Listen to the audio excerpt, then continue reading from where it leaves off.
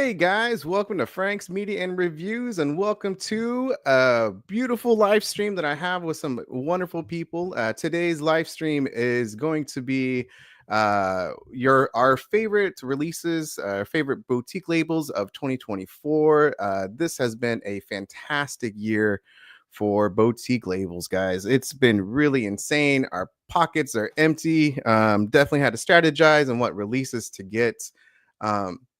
And so, as usual, guys, first of all, thank you so much for joining tonight. Of course, down in the comment section, Ryan Swayze, thank you as always for posting everyone's links to their YouTube channels. Subscribe to them. I'll introduce the people, of course, and then they'll talk about themselves, and then we'll just kind of get into it because it's been a big year and we got a lot to talk about today. So I'm actually going to bring out the first time participant on the live stream. His name is Jake from Steelbook Obsessed. What's going on, Jake? Nothing too much, Frank. How you doing? I'm glad we're both festive today. It's not like we planned this out or anything. Yeah, exactly. What's going on, man? I love your little festive onesie. Yeah, it's definitely one piece, and it's all insulating every single ounce of heat from my body, and it's not escaping. So the hood might go away here very quickly, but excited to talk some boutique labels, man. There's a lot of good releases this year. There's an uncomfortable fog, probably. That's it. Correct. Yes. Yeah. I'm glad there's no scratch and sniff on this. Yeah. Yeah, exactly. From yesterday's. And anyway, guys, next is Jordan from the Movie Den. What's going on, buddy? Hey, Frank, what's going on? Hell yeah, go Niners, man. That's right. That's right. Hey, this is festive enough. Red, Christmassy. Exactly. Too bad we're not having a better season. Yeah, damn, Niners are going somewhere, and that's not the playoffs. Yeah. Okay, well, there's always next year. Yeah. Next is my buddy John from Let's Talk Entertainment Media. What's going on? What's up, Frank? What's up, guys? Glad to be here as always. And Ken from Midlevel Media. You said festive, and I couldn't think of anybody more festive than Mr. Tony Montana. Well, there's some snow in Scarface. He does love snow. Let it snow. Let it blow. Yeah. There we go. Hell yeah. Just a different type of festive. Dude, this is at Walmart right now, $8.99. You know, see all these chumps buying these T-shirts for $35. Walmart brings the heat, threads. That's where I got this, man. Caddy don't colors. sleep on Walmart. The Beetlejuice sweatshirt I got from Walmart for like $20. That sucker should go for $50. It's all tie-dyed, multicolored. It looks great. Almost every Walmart shirt I've gotten, like even after you wash it several times, it still like fits great. I don't know what it is. I think they have the best quality, honestly. Well, thank you guys. As I said in the back, thank you for joining tonight. I really appreciate it as always. There is a lot to talk about because again, this year has been crazy. I think last year as well was just a phenomenal year for boutique labels. And I really wish I had a damn channel last year because holy crap, that was a very good year, especially from Arrow. And this year, though, I really feel like there were some new dogs that really came to play that I would love to talk about with you guys, and some that maybe some haven't heard until a specific release came out. So at first, I'll go through the chat, and then we'll just kind of go into it. I'll start off with, let's go here at the top. So what's going on, Ryan? Again, links down in the description section, down on the comment section down below. Ken, did you get your Blair Witch second night yet? No, I didn't. Are you serious? No, I mean, I emailed Jesse from Diabolic DVD, and he pretty much told me yesterday that if I didn't have it by then, because from what he heard, they cleared up the mix-up at the post office or whatever, and it was supposed to be on its way. And he told me he was going to reship it to me. Oh, man. I didn't get it, so I emailed him back today and said, yeah, go ahead and reship it, because I still don't have it. At least they're doing that though, and you're not just dogged out of anything. Good. I guess they keep some extras laying around. Mhm. Yeah, that actually happened to me with there was a mix-up at my post office here, the PDX hub. 3 movies were packaged together, and they just it fucking disappeared. I mean, it's got my Late Night with the Devil set too, because I ordered them both together. So, nightmare. Yeah. And like Blair Witch was like, I was just so in the mood to like get that and watch it.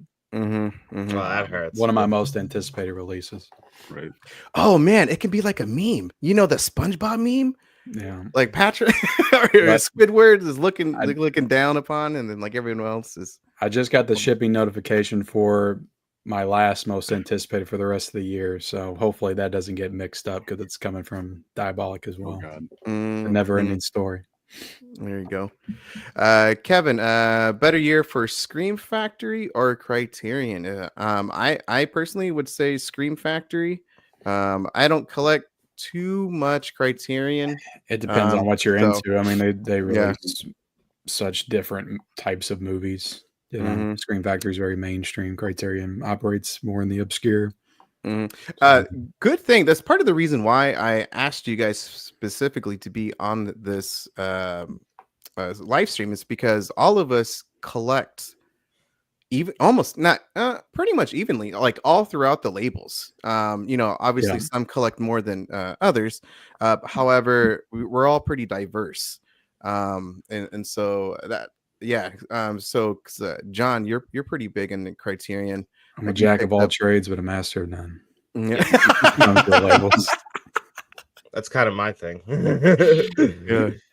Just dabble. What was the most disappointing 4K release of the year from a boutique label? Paris, Texas from Criterion hurt me. Yeah, you recently. Was that bad? What was it, the transfer, or were you just disappointed in other things? I was disappointed. They changed the colors around, and that it just didn't look like the same movie. It's still very clear. Isn't there one from Curzon or whatever? Is that what they're called? Yeah, they did theirs, and then over here we got the same scan, but with everything else that they already released. So the only thing that was changed was just the visuals, and I don't know, it didn't work for me. Got nothing else but a visual change, and I didn't like the visual change. I'll tell you what the best was Happiness. Yeah, man. I have Happiness on 4K too. I have to say, I still haven't watched it. I'm almost scared to now. Yeah, oh my God, Dylan Baker, man, what a Here guy! Comes the comments. I would say the most disappointing pedo community on Reddit. I didn't know how vocal they were. I'm glad you did that review. I didn't know how to approach that one. I was like, maybe I'll leave this one alone. I just dove head first. For me, I was going to talk about it, even though this is kind of like our favorite releases, but I still want. You can't talk about 2024 without Kathy's Curse.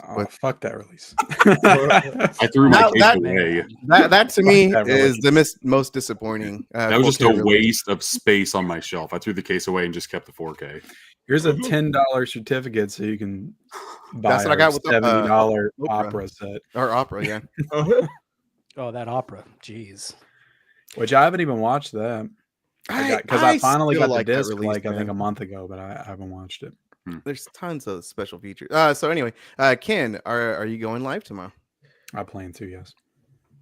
What are the most owned releases this month? Must own. At least, give me one, guys. I haven't even gotten mine yet, and I want Demolition Man. I bundled that up. Demolition Man is probably one that this month. Yeah. No Country for Old Men. That's amazing. I haven't gotten that one. I watched that. That was phenomenal. Yeah, that's a great one. Even he had Atmos, the audio, and that. Oh, jeez. So I had it ordered from Amazon. Amazon had no ship date, so I canceled it. Ordered from the Criterion website because they gave me a $10 gift certificate, so I used that. And then I had to pay $8 shipping, so it really just kind of evened out anyway. So I'm waiting on it to come from Criterion. My release isn't boutique, but the Apocalypse Now Steelbook from Lionsgate Limited. Cool. Yeah, oh, that's beautiful. I didn't pick up that the bigger set that had all 6 discs in there, and that has the superior cut. Like that, the final cut is not. And and best version of that movie, and that's all that Steelbook had before. I wanted the documentary more than anything, Ken. Heart of Darkness? Oh, it's a great documentary. I went through that entire because I watched it when I got it the first time, but I didn't go through all the features. I did that earlier this year and watched everything. Yeah. I love that release with all 6 discs. I just love the idea of Lionsgate Limited and what they're going to do next year. I think that's one to look out for sure, because they don't have a middleman for a retailer anymore. They can do whatever they want and just kind of put it on their website and post it and see what happens. Which you guys saw the prices today on $40. That's a little that's higher than what they used to sell. I remember those Lionsgate Steelbooks used to be about $24 at Best Buy. I mean, I'm conflicted with how I feel about that because it is like it's good quality. It's just it's worth that money. Maybe worth 35, maybe not 40. Well, I saw somewhere, but it's just they conditioned us for years to expect that for $20, and now I've it's like to basically double it. You know, it's just like it stings for sure. I've got some insight from 35. I've got some inside information on like what they used to be priced by Best Buy, and they weren't really happy with the prices that Best Buy was putting out. It wasn't up to Lionsgate; it was up to the retailer. I could see that. Jordan, what are you about to say? Well, two things. I was going to say I did see somewhere that they were going to be releasing some standard editions of like those Kill Bill and stuff, and I saw some. Oh yeah. I did see one of those too. I kind of like the slip covers better than the steel books on some of those. I think they look Kill Bills, right? Like, yeah, that's what I thought. Yeah, they're a little bit too. I don't know. Too much going on, I guess. I think they're trying to do like Mondo a little bit too much on that artwork, and I don't know if it's like working. I like the Jackie Brown one. I like the image that they have on the inside of it going down the airport. Whatever they call it, not escalator, but whatever the thing she was walkway. Yeah. I think another good one was Anchor Bay. I mean, they're not crazy big releases, but I was surprised. Came back from the dead. Love to see it. I haven't checked any of those out yet, but Abruptio was pretty crazy. That's what I keep on hearing. I need to watch it. And I've heard Crust is kind of nuts too. Yeah, I didn't get Crust. I just got Abruptio, but I do want to pick up Crust. I got to see the Sock Monster. The plot to Crust is crazy. Sock Monster. It is. That was a late night showing. And it comes back to life, or it comes to life because he's coming in the sock. What? That's super fun. What are you talking about? Yeah. Brutal. That's Crust. Yeah, that's Crust for you. That's peak cinema right there. Absolute cinema. Can't wait to watch. What's the best box set of the year? I have my answer. For me, it's pretty easy. I don't have it, but that Capra set looks pretty damn cool. Oh, I do have that one. That's a good one. I've been thinking about pulling the trigger on that, but I don't know. It was a low. I don't feel like it's gonna sell out, so I'm trying to wait till it drops like $20 or $30 more. Right. Mine will show off later today. Yeah. It's probably gonna be that Never Ending Story box set. Dude, oh my gosh. Would that be a box set, or would you just call it a book? Mine got shipped from Diabolic. It is a book. Yep. It's just a book. Yep. Yeah. So that answer will be probably answered later on, or that question will be answered later on. What's going on, Adrian? What's going on, Chase? Brian, Cowabunga? What's going on, Tiana? What's up, Brian? What's going on? People saying what's up. I just want to make sure I'm not missing anybody. There's William. What's going on? And Mr. Smelly Potato, Saxy Boy 1505. What's going on? We ain't started yet, Saxy. Oh yeah, somebody called out the Creep box set. That's supposed to be on the way too. My Vinegar Syndrome stuff's on the way. I bet all this shit comes like I just got that today. I can't wait to show it to you guys. Creep was cool. Yeah, I enjoyed that. Yeah, what's going on, Mike? I'm gonna skip some people. So yeah, Jeff, what's going on? Top priority's got to be Congo though. As soon as I yeah. Bo, what's up? Prince, what's going on? Quietly Games, what's going on? And Tales from the Shelf, what's up? What up, Mark? And let's see. I just want to make sure. Uncle V, I haven't had you on before, so what's going on? That's guy from my channel. That's my buddy. Go Uncle, you like long-time viewer, like Uncle V, like yeah. oh, okay, what's going on, man? The guy who made me watch a Serbian film. Yeah. I remember those are the old days. So yeah. So we're gonna start off. Let's go with I am going to start off with, damn it. I think I'm going to start off with guys, what has been the most surprising boutique label of this year, and what are some of your favorites? So I'm pretty sure you guys have like some around you. Jake, I'm going to start with Jake, Jordan, John, Ken, and then of course I'm last. So go ahead, Jake. Okay. Mine, I have been lucky enough to be partners with this label for 3 years now. And I feel like in 2024, Umbrella Entertainment has finally gotten its footholds into the US. I feel like their releases have been superb this year and definitely a step up. They've been kind of high quality last year, but I feel like the titles that they're coming out with this year have been very, very good. We had a great box set of Late Night with the Devil. Absolutely love this freaking thing. But they're super duper beefy box sets. Like I feel like if I'm going to add a box set to my collection, it's going to take up this much space. I want to have it like kind of be a huge encyclopedic edition of a film. Mm-hmm. This is my favorite box set of the year. Super Mario Brothers Trust the Fungus. This thing is so amazing in a movie that I loved as a kid. And it's just kind of crazy that we got something like this for this. I love it. But then like on the complete other spectrum, we have like Caligula, which I haven't watched that yet. Before. I have not watched it yet. I'm kind of nervous to watch it. No, you're skip a couple scenes, but it's good. I'll tell you right now. Which cut did you watch? The 4-hour the extra ultimate dick cut. There's 5 different cuts in this thing. Yeah, That's no, the thing. I It's just crazy. stick with the ultimate cut. You that's all you You need. get to everything. Oh, you need to see. That's extra shot. I haven't watched it yet. I'm nervous to watch it, but the box set for it is absolutely insane. All I know is I had to cut out a lot of stuff in my unboxing video. I bet you Yeah, did. Yeah, it's flip the pages.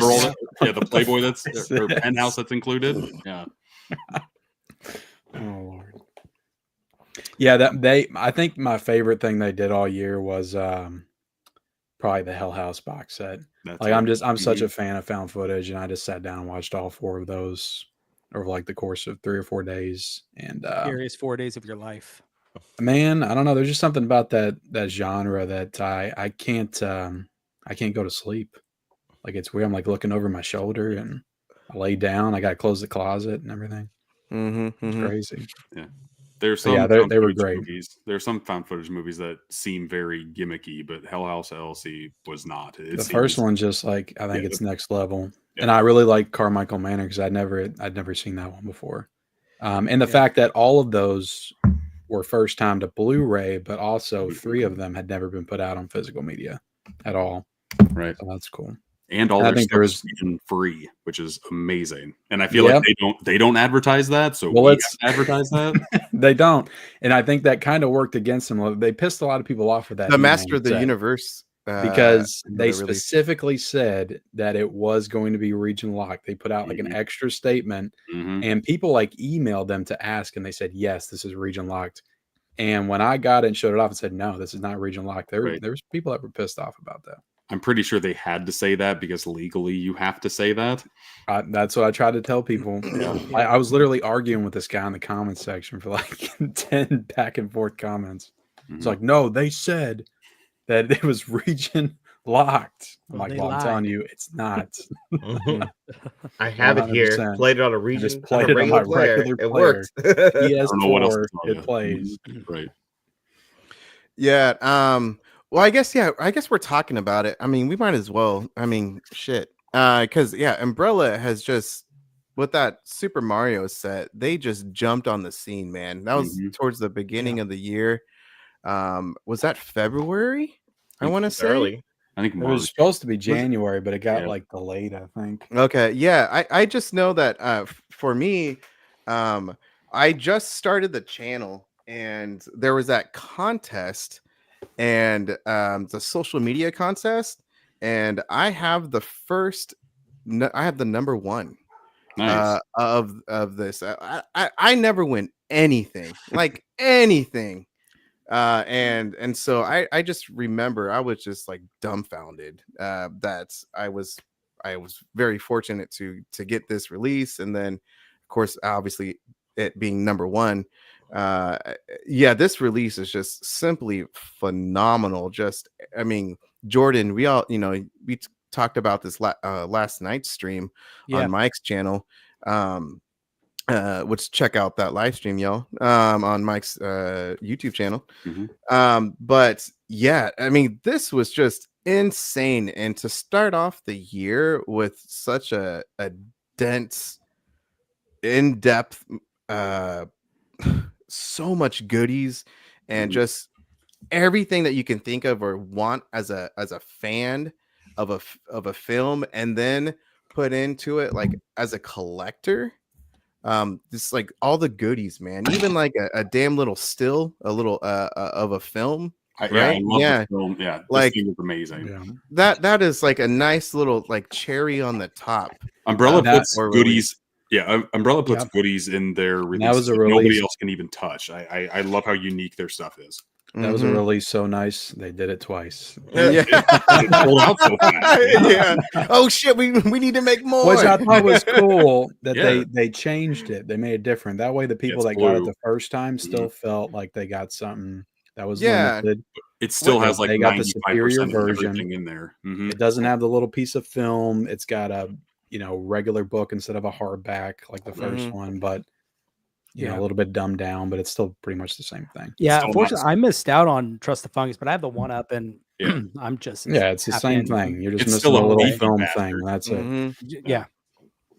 Well, another thing I think Umbrella No one I think there was about. something extra in there though. Wasn't there something extra in the one up that the first one didn't have?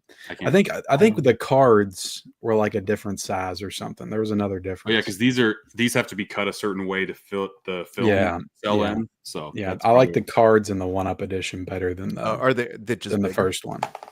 Oh, okay. I can't remember what the difference was. I think they're a little bit smaller, just like normal cards. Well, another thing I think Umbrella is really cool is I think they're the coolest label that if you line them up by spine, they look the best together because it's like perfect even. They look sharp. Your OCD is gonna really like that. You know what I mean? Right.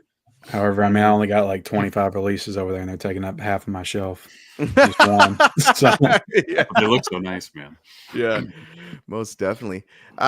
Jordan. Well, yeah, I guess I'm gonna switch it because I mean, Umbrella was such a big surprise for everyone. I don't know. Did you guys want to talk about Umbrella, or did you just still want to stay on the topic? You haven't got your full moon set, have you yet, Jake?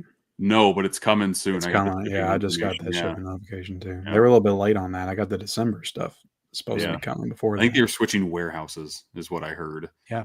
But they're coming out with that Sasquatch Sunset, a movie that is okay, but like the packaging for it is very furry, which I've never seen a furry box set. Like they just do weird ass shit, and I absolutely they're love definitely a label that's like they're for like, not to say this in a bad way, but they're for the package collectors, the people that really care about like how the editions look and that kind of stuff, and that's kind of who they cater to. But they put out an very interesting selection of movies for sure. A lot I haven't watched yet, but a lot that seem very cool and unique. For me, how I got into Umbrella is because of some of the Asian films, the Korean films, and then of course like Possession. I have it back there. Possession.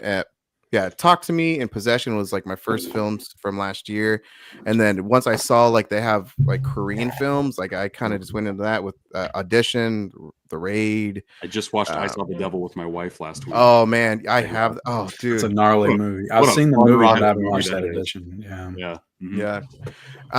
Jordan, you dive deep into Umbrella this year. I did, man. Like, So I showed up kind of late to the game on Umbrella. Like I'm talking like middle of this year. I never really had, and actually what put Umbrella on my radar, I think it was Ken. It was one of your videos. Might've been, you were talking about the Winnie the Pooh Blood and Honey 2.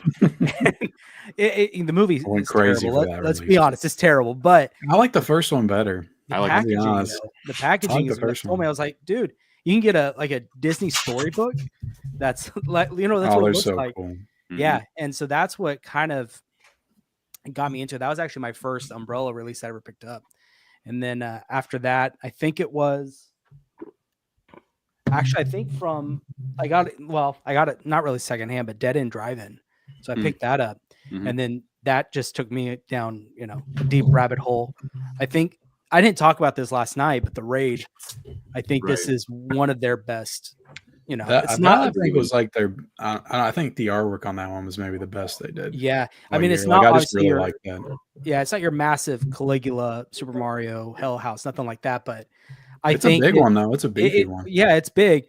I think what they put in it and the artwork too. I actually read that book because it's a graphic novel. Like that's the type of books I want. I'm so sick of like essay books in my releases. Read all the essays. And it's a hardback graphic novel. I mean, that's what I love. So cool, and it's hardbound. It's a great release. Yeah. Oh, but, I'd be remiss if I did not say, if you're looking into Umbrella and you haven't ordered there before, use the discount code SteelBook15. You'll save 15%. And you need that because shipping is a bitch from Australia. I'll be completely honest, but that will pretty much take care of the shipping on that stuff. Hey, you know what's funny is I've used Steelbook 15 because you can only use it once on per account you have, and I have like 6 accounts. Every time. Steelbook 15. I'm glad it worked. Yep. John, I have no code because Jake's better at this than me. Yeah. So anyway, guys, did you did you want to talk about Umbrella, or did you just still want to just go to most? We've been talking about him, buddy. Okay. All right. Well then, Jordan, what about you, man? Yeah, your most surprising boutique label. Man, I was gonna say Umbrella, but Jake beat me to it. But one I had never heard of, and actually Chris at the Bearded Film Guy, he told me about this, and I had thought about getting it, and I wasn't sure. And I've been really getting into Italian horror for a long time, or well, not a long time, but recently a lot. And Cauldron Films, the Houses of Doom set, this thing is amazing. I know not a lot of people talk about Cauldron Films that I've seen, but I mean, you've got the soundtrack for, I think, the first 2 films, and they're Blu-ray, but I mean, these are fantastic releases. And one thing that I like is these are all supposed to be,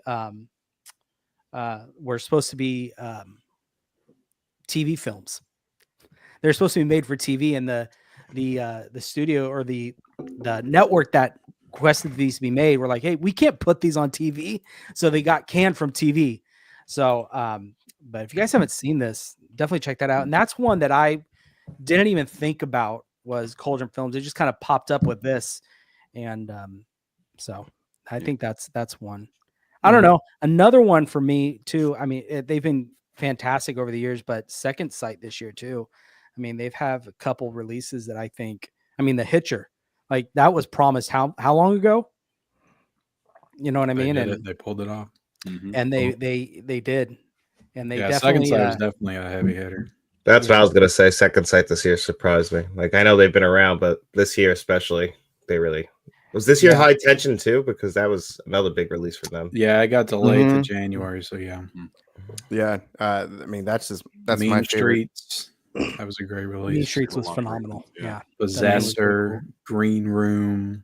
They came out Late Night with the Devil in 4K, the only people to do that. So well, just recently the Blair Witch.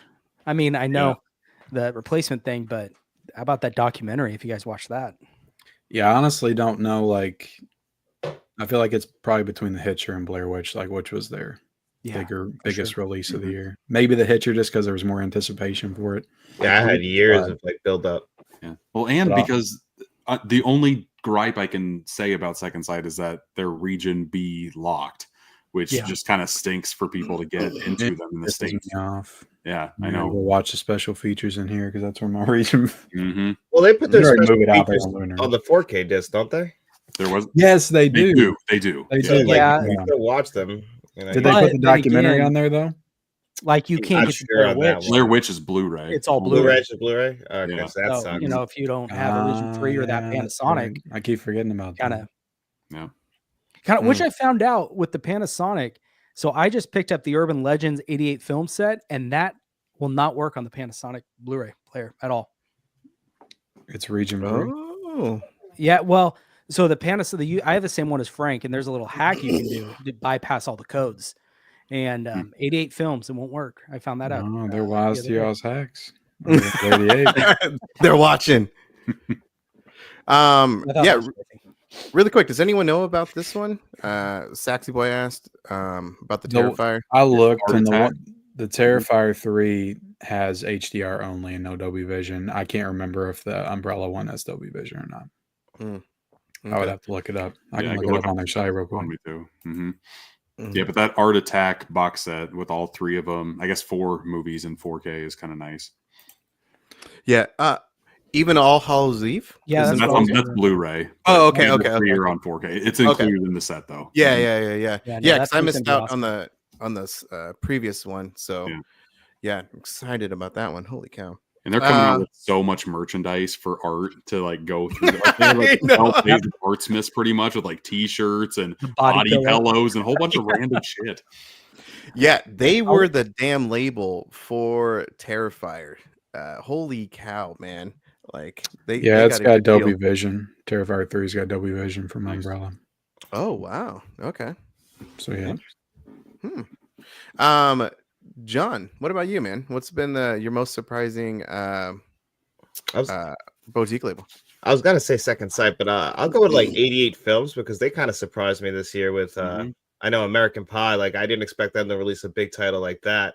And the Witchmaster General, the Witchmaster General is another one I really like, starring Vincent Price, and they released that on 4K this year. So 88 films before this year, you know, I knew of them, but I heard them more this year than any other year. So they really surprised me this year. I just got this in this eyeball release. Eyeball. Looks pretty Look at that good. eyeball. It does look Look at nice. that eyeball. And From Beyond too. Dude, and I was gonna the say artwork I on just this watched is that awesome. From Beyond right before I came on, and So both From Beyonds have really nice box art too. The Vinegar Syndrome and that one. Yeah, I will say this one's. I think I like the artwork on this I'm a one little better. more partial to 88 films too. I think. I saw. But this is missing the documentary from the Vinegar Syndrome, and that was a really great documentary. I have the BS one, but I love the colors, so they both kind of strike my eye. Sure. American Pie definitely sold me. I had them in my stack just for this. I Just for this agree. alone. Just putting the freaking original poster like on a box set, like that's cool as shit. And I was able to get that on Black Friday for $18. Man, it's That's the absolutely. picture quality is great. Like that It is. Blu-ray was just not that good at all. And it's like that 4K really was incredible. You guys are making me excited. Mine's supposed to be coming in soon. It was a great upgrade, and it had 2 new features too, as well. They weren't like incredible features, but anything new is new. nice. Yeah, that's one label that I need to get into is 88 Films. Well, all the stuff we were talking this about. Project A overseas. is really cool. I have that one too. That's the one I was going to talk about. Like over in the States, we didn't get a lot of like the From Beyonds or American Pies or titles like that. They released a lot of like martial arts stuff. And I knew nothing about Project A at all. But this box set is nice. Just the quality of it is great. The artwork on it is superb, and it's got double-sided artwork on everything. Like, is that the Jackie Chan? Yeah, yeah, right. Yeah. I've never even heard of these movies until this set came out. And I know nothing about it. Yeah, I know there's some Jet Li movies that I wanted to get from 88 Films, but yeah, international, the UK, they're getting some damn good releases, man. They've always got the horror stuff. I mean, they did the Urban Legend, and I Know What You Did Last Summer, and then they do Anaconda as well. Wasn't like an Anaconda box set, and I think Species too. I want more releases like American Pie though. Like that one just kind of hit me like, oh dang, okay, they're releasing stuff. Yeah, like do them all. Do the American Pie 2, Get a good American box Wedding. Reunion's not bad. Reunion. Ken, what about you, man? What's been the most surprising? I think the label that I don't know if it's surprising because they always like work hard and get stuff out, but when I think of like the label that's just like nose to the ground, just like grunt worker, just getting stuff out there, doing quality work.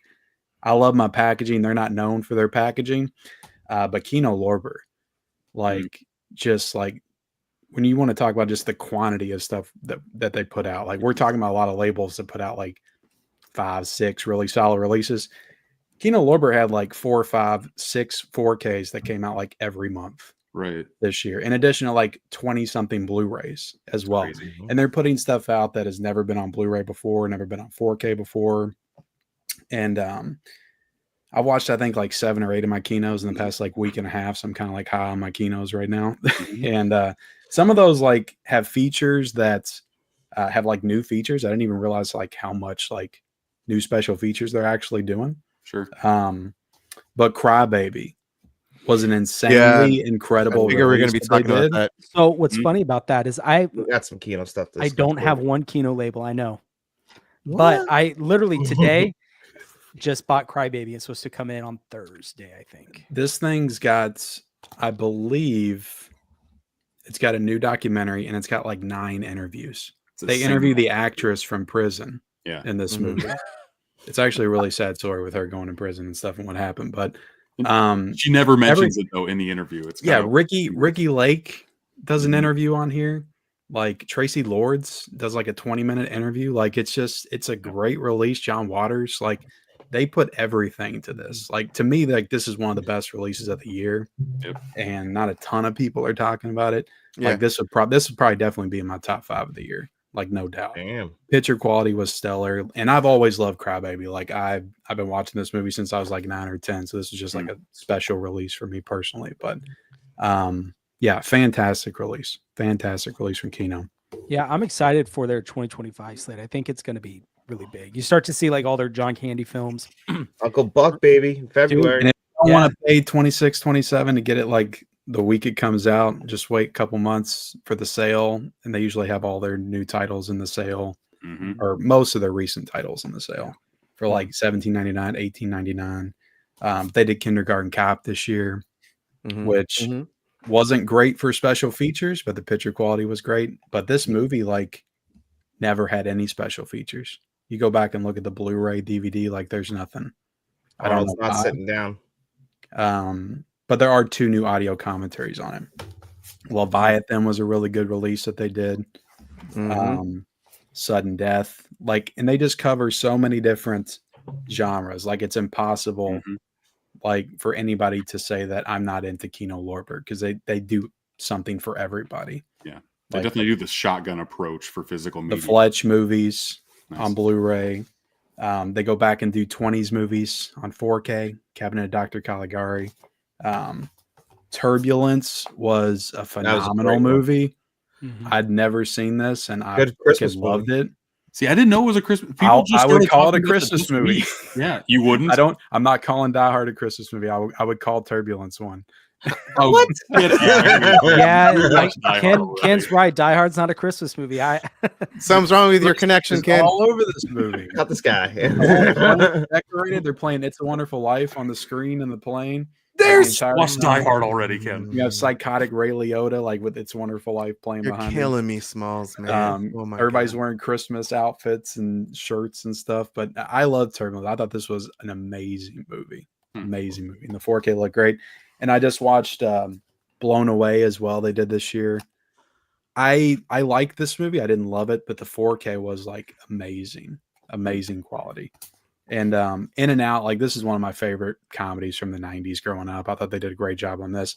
And I think that there was a couple new features on this one as well. I think one of them was with the director, Frank Oz. And then Bad Lieutenant this year.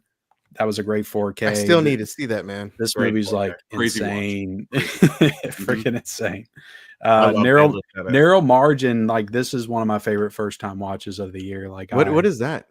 So this has Gene Hackman and Ann Archer in it. It's basically this woman like witnesses a murder and a mob boss is involved, and Gene Hackman has to find her so she can testify against him. And they're kind of on the run. And I think like pretty much like half the movie takes place on a train and they're like stuck on the train with the people that are trying to find them. So, but it's a really good thriller. You got like 60-year-old Gene Hackman like on the side of a train hanging off like by the end of it. So it was a really great movie though, and the 4K was great. And like their Kino Cult line, like they really like just went all in on the Kino Cult stuff this year. They're up to like almost 30, I think.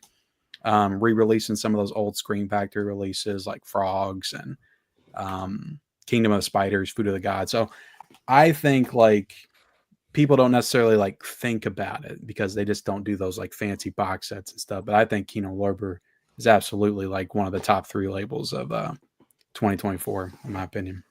One of my favorite transfers of the year was Play Misty for me. Like, I haven't seen that one yet. Like, so many like Clint Eastwood in there that are just like, oh my god, first movie, like right? movie.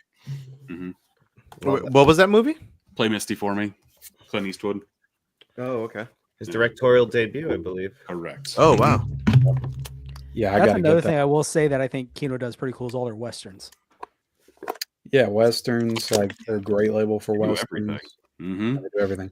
The only one I wasn't high on with them this year was the Boogans. That was, yeah, I did not like that one. Yeah, I wasn't a fan of the movie, and I didn't think the transfer was particularly that good. But it was a very low budget horror film, but they probably did their best. Well, for me, I mean, I'm not gonna lie. I think I would still say my answer would be Umbrella, just because where they kind of like were from last year to this year is just incredible. Again, with the packaging. So you guys already touched upon it, and of course we talked about it in the beginning of the dang show. So I'll just kind of move on from that. But I mean, I guess my other thing, one of my favorite releases from Umbrella Entertainment would be Triangle. I really love this movie. Such a psychological, fantastic film. I read the book. It's like a Groundhog's Day time travel-ish movie, which I had no idea about. Yeah, going in. Really, it's like deja vu and Fate. Like everybody got on me when I unboxed and said I shouldn't have it's full circle. Looked at the book and just went in cold. It's kind of a crazy movie. Yeah. I was like, well, kind of doing my job here, but right, yeah. Another one was my favorite, and it's up there somewhere. Damn it! It's Goodnight Mommy. I really love that. Was movie, a good man. one. Oh my! I think honestly, I love the simplicity of that design, and I think that's definitely my favorite, or at least second favorite design from them, because I think it really captures what the movie is. And so yeah, I think just one thing that I really love about boutique labels is that they put so much, and we talked about this yesterday, Jordan, a little bit, was that boutique labels, man, they put so much damn thought, love. Yeah. I mean, these are done by physical media, film lovers, physical media lovers, and you can just tell because they're so damn unique. It's just freaking awesome, man. Next, I want to talk about your most surprising, like, just movie release. Like, so I guess I'll start it off as an example. Is my most surprising, and it's by a new label, and that's by Silhouette Dreams, and that's The Case of the Bloody Iris. This was a stunning release. I need to rewatch the film because I thought the film was good, not like great Italian or giallo film. I'll be honest, I popped it in and I fell asleep. But which isn't unheard of for me to do, especially on a Friday night when it's like I'm done with my work week. But I didn't return to it. But yeah, they knocked it out of the park with the 4K transfer, just all the attention to detail, the special features on this. I mean, it just looks so damn sharp and clean. I mean, I don't know, man. I was just surprised. In the middle of the year, this was my number one. Was The Case of the Bloody Iris, and I was just shocked new labels don't do that well, like Who that put that out, specifically that well. Celluloid Dreams. Celluloid Dreams, yeah, and that's the only release they've done so far too. Yeah, the next one. Have they announced anything? Yeah, else? they have. The next one is Short Night of Glass Dolls. That's supposed to be out within the next few months. They're clearly making like these kind of lost, forgotten giallo films their thing. Yeah, and I can't wait, man. That I love that subgenre. I love that genre. And if they put out another like hit like this, holy cow, man. And there was an interview with Heath about I want to say the owner of Celluloid Dreams, the founder, and just saying that, you know, they're taking their time, so they're only going to put out like one, probably two movies out again, because they're such a small label. But holy shit, man, they're just fantastic, and I always like say, get this film, man. What were the features like on that? Was there new features? Because I imagine that had never been released before. Yeah, to my knowledge, yeah, I want to say like all of it, because it's all, when I looked at the special features, they look like they were just done like last year in 2023. Now I think their next one, somebody else announced it too. Oh yeah, am I wrong? Because they announced that, and I think somebody else announced the same movie. Oh, which one? So they'll be competing with somebody. The Short Night of Glass Dolls. Yeah, Short Night of Glass Dolls. Oh, really? I didn't know. I think somebody else announced it. Oh man, I can't remember who. Jake, what about you? Off my stack of movies that I have over here, I guess the one that surprised me the most, that I was very happy to see get a physical media release, is probably be Hush from Scream Factory. A movie that was on Netflix for the longest time, never really got a physical media release. And the amount of love and care that's not only into like the 4K transfer of this movie, they have a new cut of the film. All the special features on here are great. And it actually made me want to watch a commentary, because it was a video commentary. And I feel like that needs to be done more often, because I was captivated. It's pretty much just like a video podcast. Like, that's the type of stuff that they need to do all of them like that going forward, because that's the only way I'm going to listen to audio commentaries, because it just feels like you're watching like a live stream or something like that. And I know the hard part is like it's hard to get everybody in one room, but when you can do it, because you just capture magic, and people just like not getting together since they've made the film. It's just, I don't know. Yeah, I watched like half of that after I watched the movie. So yeah. Yeah, good release. Yeah, fantastic release, man. Jordan, what about you? One that surprised me, I think, and then finally came out from Synapse and Red Shirt, Trick or Treat. You know, I think people went crazy for this. I was shocked. I lucked out because I actually got mine from Synapse website. So, because I think a bunch of other sites crashed. So did Synapse with this release, but the special features in this, the transfer looks phenomenal. Right when you see Gene Simmons as the radio DJ coming in, I mean, even from the main menu when you start, I was shocked. And this was actually, I had never seen this movie, and so I picked this up, and I'm so glad I did. The movie itself is phenomenal. I love it. And then they have a really good kind of, it's not a documentary, it's just kind of a tribute video to I can't think of the actor's name who plays Sammy Kerr, but about him. And they got like his friends and family from Sammy something. Yeah. Yeah. Or no, that's the character. Sammy that's the Kerr. character. Yeah. I can't remember the actor's name, but they did this really awesome tribute to him that I thought was it's a good watch. And they have a lot of cool new special features with this. And I'm excited to see what else Red Shirt Productions, I think is what they're called, and Synapse does next. But, they announced their next release. I can't remember what it was though. I can't remember. Oh wow. Yeah, they announced something. Pass me coming in 2028. That special feature was temporarily really nice, man. Too. Yeah. Yeah, that documentary was great. I think that's the best like special feature all year. Nah, I was gonna. That's another topic. You son of. Oh, sorry. Okay. No. I got that's that great though, like, man. Yeah. Just fantastic, man. Another one just knocked it out of the park. John, what about you, buddy? I'm gonna go with I guess they're a boutique label because I never heard of them. Icon Film Distributors did Austin Powers this year on 4K Blu-ray, Did you and I get loved that? it. I loved it. I have it over there. I didn't bring it over here, but that was a Is that great good? movie. Yeah, it looks so good. I just never knew there was an international cut of that movie, so when I was watching it, it felt wrong because it had some scenes inserted that I'd never seen before, and apparently that's just how it's always been for them. Everybody else but the U.S. Damn. Do they have the regular version too? No, you can only watch that cut on that Weird. 4K. Yeah, and they're all used to it. Like I was like, I thought this was something new. I was like, they'll just probably have both versions. I but they don't know just if I would have even notice. Like I watched the first Austin Powers quite a bit, but I didn't watch it near as much as I did Spy Who Shagged Me. I've probably seen that like 100 times. That's the one. So I would like be able to tell a difference with that one. I just remember the melons from the first one. Is the first one the tent scene? My man. The tent scene? Is that the Spy Who Shagged Me?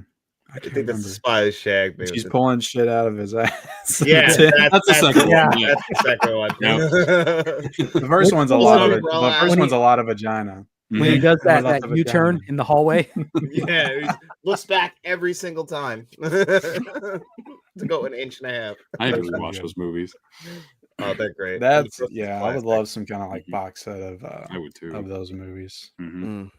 Yeah, here we have a terrible pack, so it was nice to see. I hope people find their sense of humor and like comedy starts to thrive like horror does in physical media at some point. I wish. Nobody cares about comedies. Never. Who's the label that does Austin Powers over here in the States? It's Warner Brothers because it was Warner Brothers. Yeah. How in the heck have they not done a 4K for that over here? Because people don't care about comedies. Yeah, comedy just doesn't. It gets the shaft here. Like 88. I mean, Kino's. That's another reason why I love Kino because they're diving straight in. Well, that's what I said. To this 80s, 90s stuff. Billy Madison, Happy Gilmore, hell yeah. Oh yeah, I totally forgot about that. Holy cow! It's gonna be good. Yeah. And oh my gosh, John, I heard you whisper it. 88 films would be great for that Austin Powers, like a trilogy. Oh yeah, amazing. 100%. Oh man, at least someone okay because we need all three. Like the first one's great, but like you guys said, the Spy Who Shagged Me it might be better. That's my favorite. Watched the most. It is. I think it's the best. Holy cow, John, or sorry, Ken. What about you? What most surprising release? Is that what we're doing?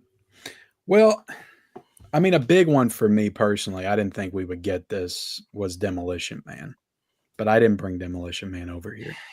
So I'm going to talk about this other one that was pretty long awaited, only had a DVD release.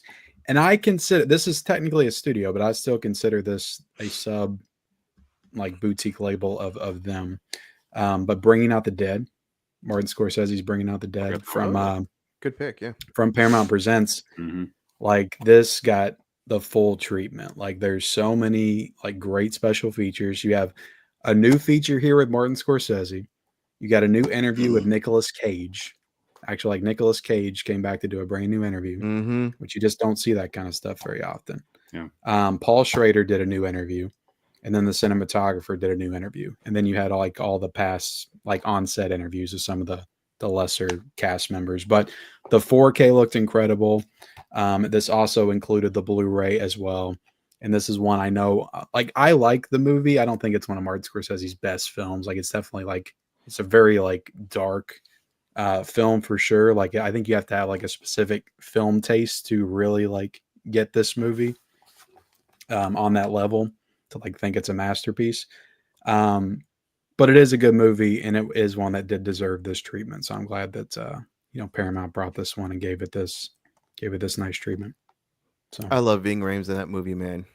Oh my god, he is so damn funny. It really is. Like I didn't, because I watched this a few years ago. I didn't remember just how it's kind of just like an anthology a little bit. How like he's working with different people, like have like 3 parts in the movie. But no, it's a cool movie. But the 4K looked incredible though. I really liked it. I just have to mention this, especially since I'm a horror fan. I was shocked when Second Sight announced Creep again, that just released this month, right? Technically, to December, right? And oh my god, because this was, I don't think there was there maybe a DVD? No, maybe not even a DVD.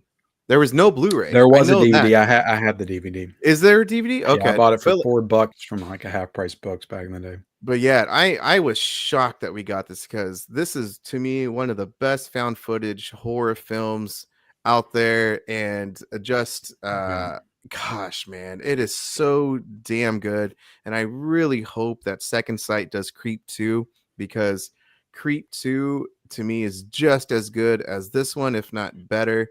I've only seen Creep 2 once. Wasn't that? Yeah. Is that still on Netflix?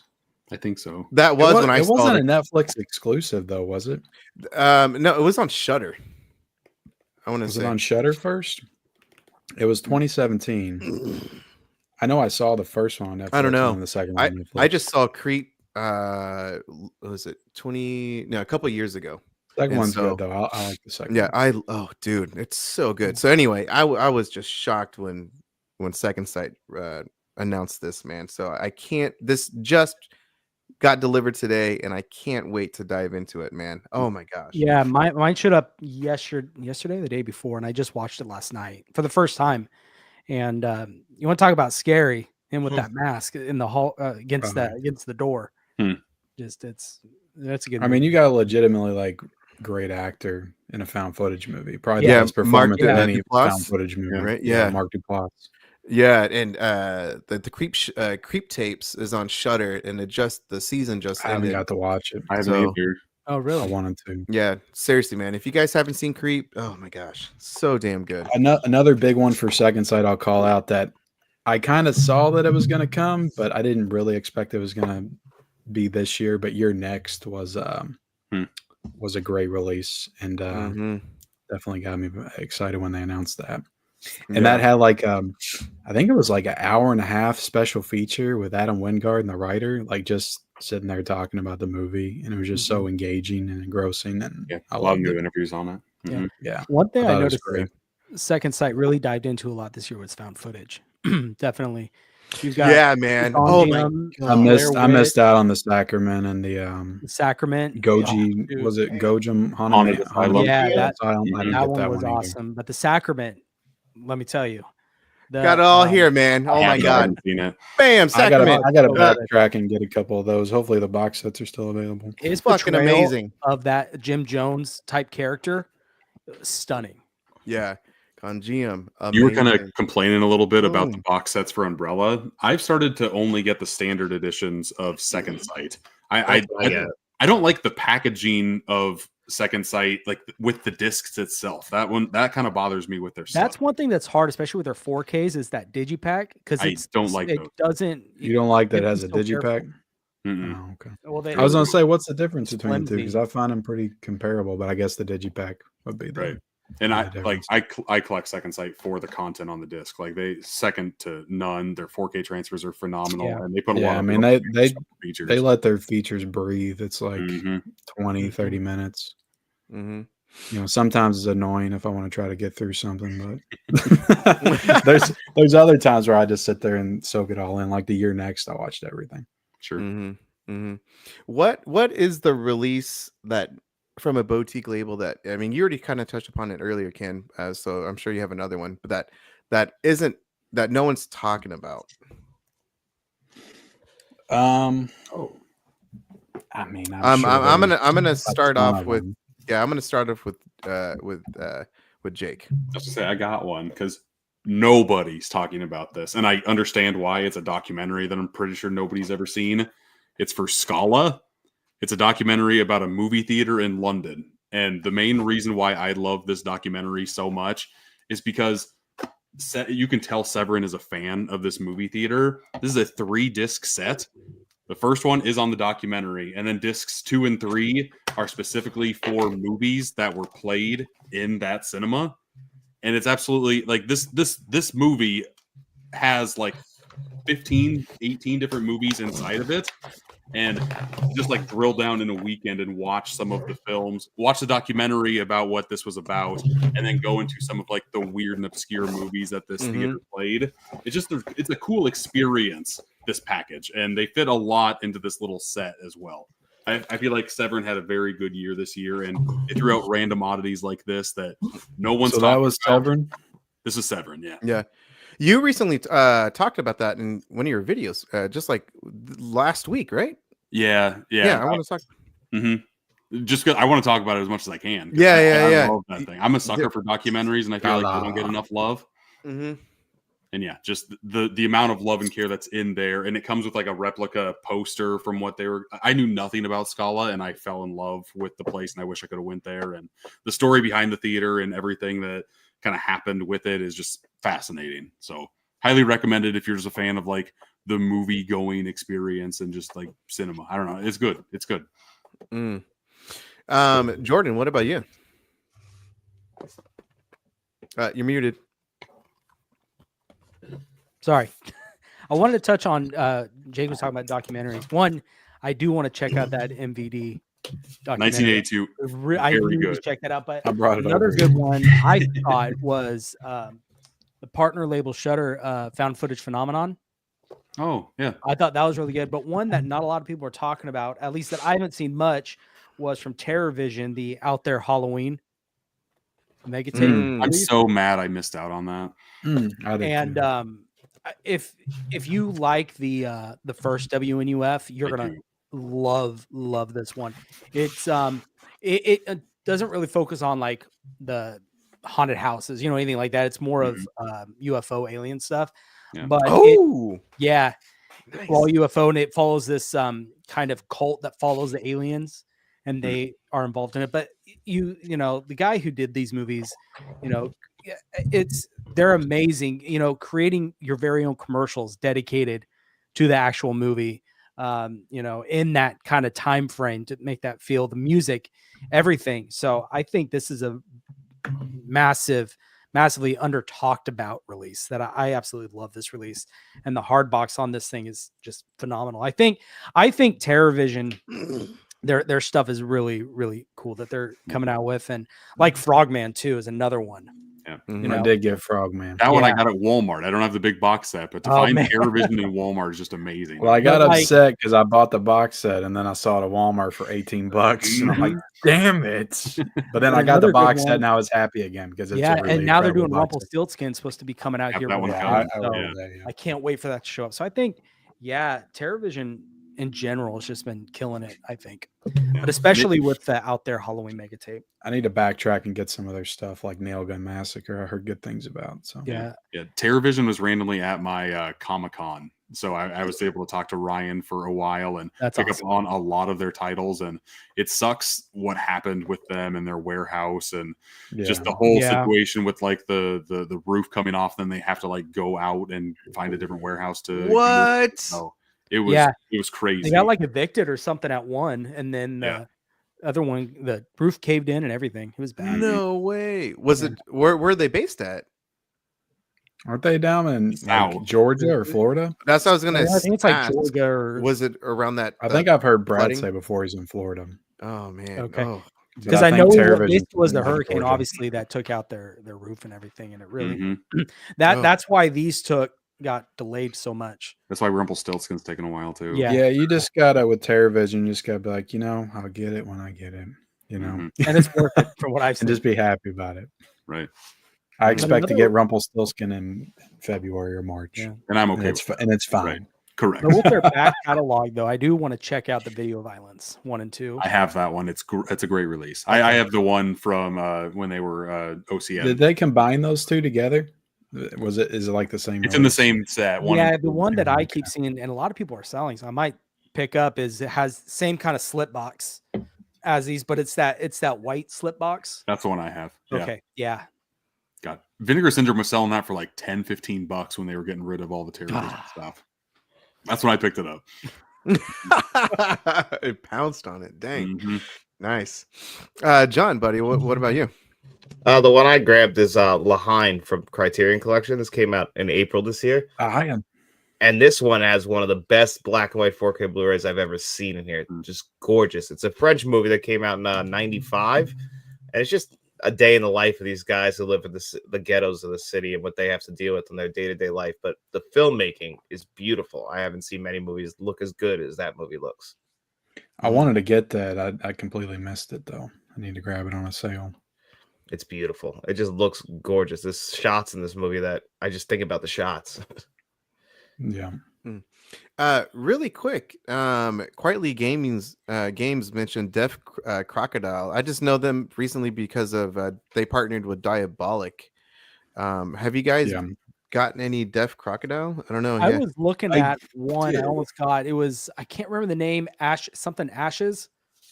I really wanted to check out. Wish I would have got Benny's bathtub when it was $10. Hell yeah. The Outcast too. That was another one I was looking at for a while. I just partnered with them this month, and their box sets are nice. I didn't have a single Deaf Crocodile title in my collection, but this set, it's a nice looking Looks box. like their stuff got way nicer when they split sure from Vinegar Syndrome.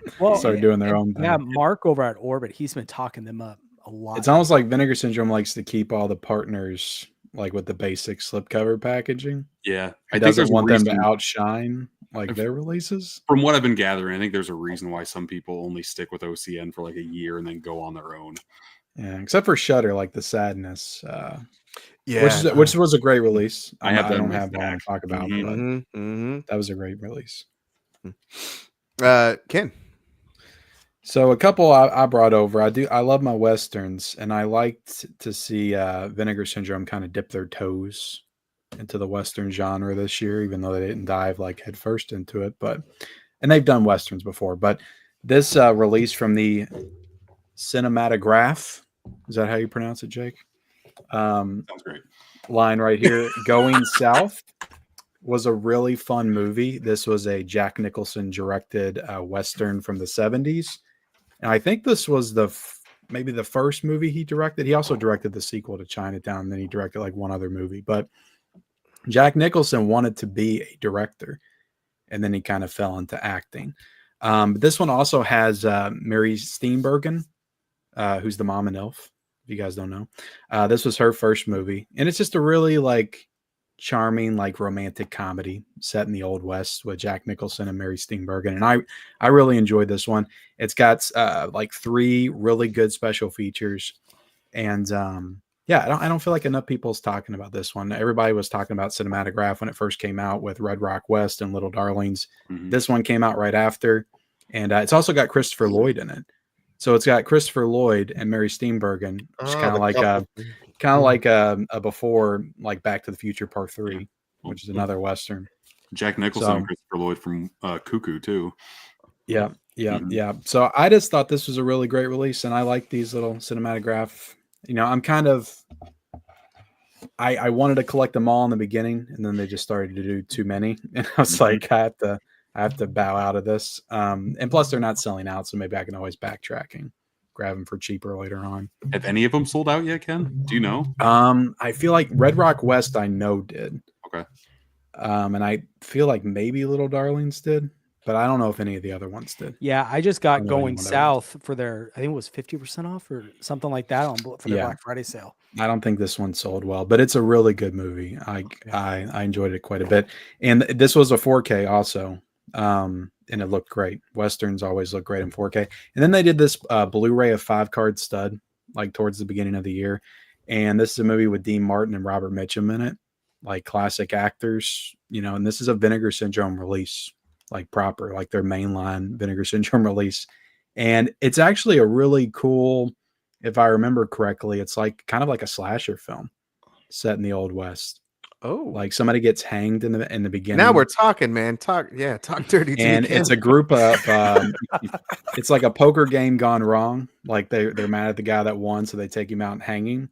And then all the people in that poker game start getting picked off one by one by somebody who's not happy about what happened.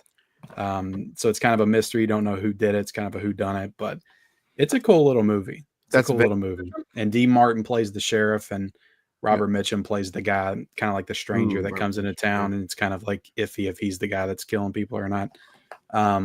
But it's a good movie. Got good features. Look great on Blu-ray. It's not a 4K, but look great on Blu-ray. You said that's Vinegar Syndrome? Huh? This one's sorry. What movie? What is that called again? 5-card stud. Okay. Got a and nice who put that out? Slip cover as well. Vinegar Syndrome. Okay, I just want to make sure. Yeah. Or actually, no. This is a VSL. It's a VSL, so it's not like their regular line. It's VSL, Vinegar Syndrome Labs, which is kind of their experimental line. Mm-hmm. So, Great. but yeah, I want to see him do more like westerns and stuff because I like the genre and I like Vinegar Syndrome transfers, and I think them and westerns are match made in heaven. Well, you definitely piqued my interest in that one.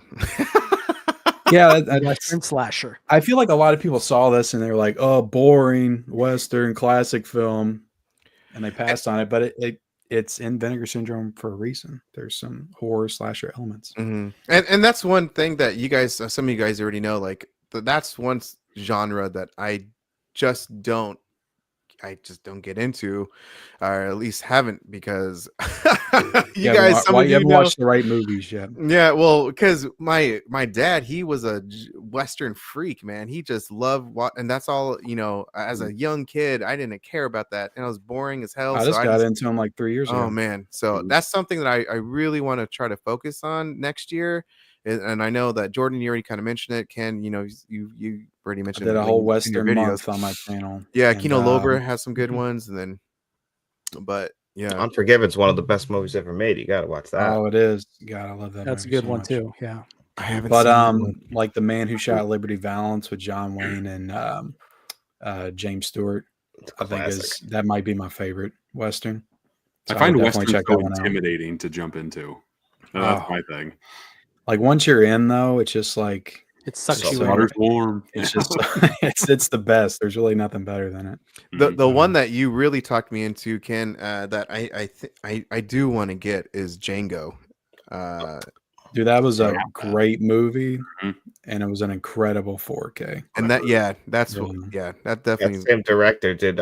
It's called The Great Silence. That's a good one too. Yeah, that was. Yeah, I need to get that one. And the Dollars trilogy too. You haven't seen the Dollars trilogy? Frank. I've seen, because that's the good. Wait for Arrow Video to drop that box set. Hopefully, that's coming in 2025. Yeah, but that's the good, bad, and the ugly, and the two other ones. That's the third one. So you got Fistful of Dollars for a few dollars more, and the good, the bad, the ugly. Yeah, I haven't seen the first two, so they're not really connected, like story wise, but like thematically and actor wise, they are. Oh, so gotcha. You don't have to watch them in order. Like a lot of people just know the good, the bad, the ugly. That's what they watch. So. Cool. Well, yeah, man. Like I said, I think next year I'm gonna try to dip my feet into westerns. Mine that I Jordan already knows, and I think I already told John about this, but holy shit, man! When I saw this, because it was only like $25, I jumped on it. This cannibalistic movie is Offspring and the Woman from Arrow Video. I love messed up films, and man, the Offspring is such a good movie that no one literally is talking about, because Arrow Video is advertising it, the second movie with the woman, because there's a trilogy, is Offspring, the Woman, and Darlin', and which my other favorite international boutique label is, I think it's Cape Light Pictures, has the 4K of Darlin'. But anyway, I really enjoyed these movies, and the 4K transfers is pretty damn good, and the special features on this set is very good, man. Like, and it's a no-brainer. Whenever this is on sale again for like $25, this is the movie like set that I mean, Jordan, you already know, man. I was like, you got to get this, man. Like, yeah, that movie definitely was kind of a sleeper release. No, it just kind of got put out, and that was it. And no one really talked about it. And oh man, yeah, I just showed it off, and I was like, yeah, this looks pretty cool, and I threw it over in the pile. Forgot about it forever until Frank just brought it up. Dude, now I'll watch it. See it. Watch, but you have to watch Offspring first, because I mean, I just watched The Addiction from Arrow Videos, so surely how I was can watch that. Yeah. Interesting. Okay. Very slow. Bad Lieutenant E. I know the same director. Ava Ferreira. Yeah. No, it's. I mean, yeah, I guess Like vampires, kind of, right? it is, but it isn't. It's a very different way to tell. Okay, a I'll vampire check it story. out because It's got Christopher Walken in it. Like Mhm. they tease you a Christopher Walken, Yeah. but he's only in like 3 minutes of the movie, I hate that. Okay.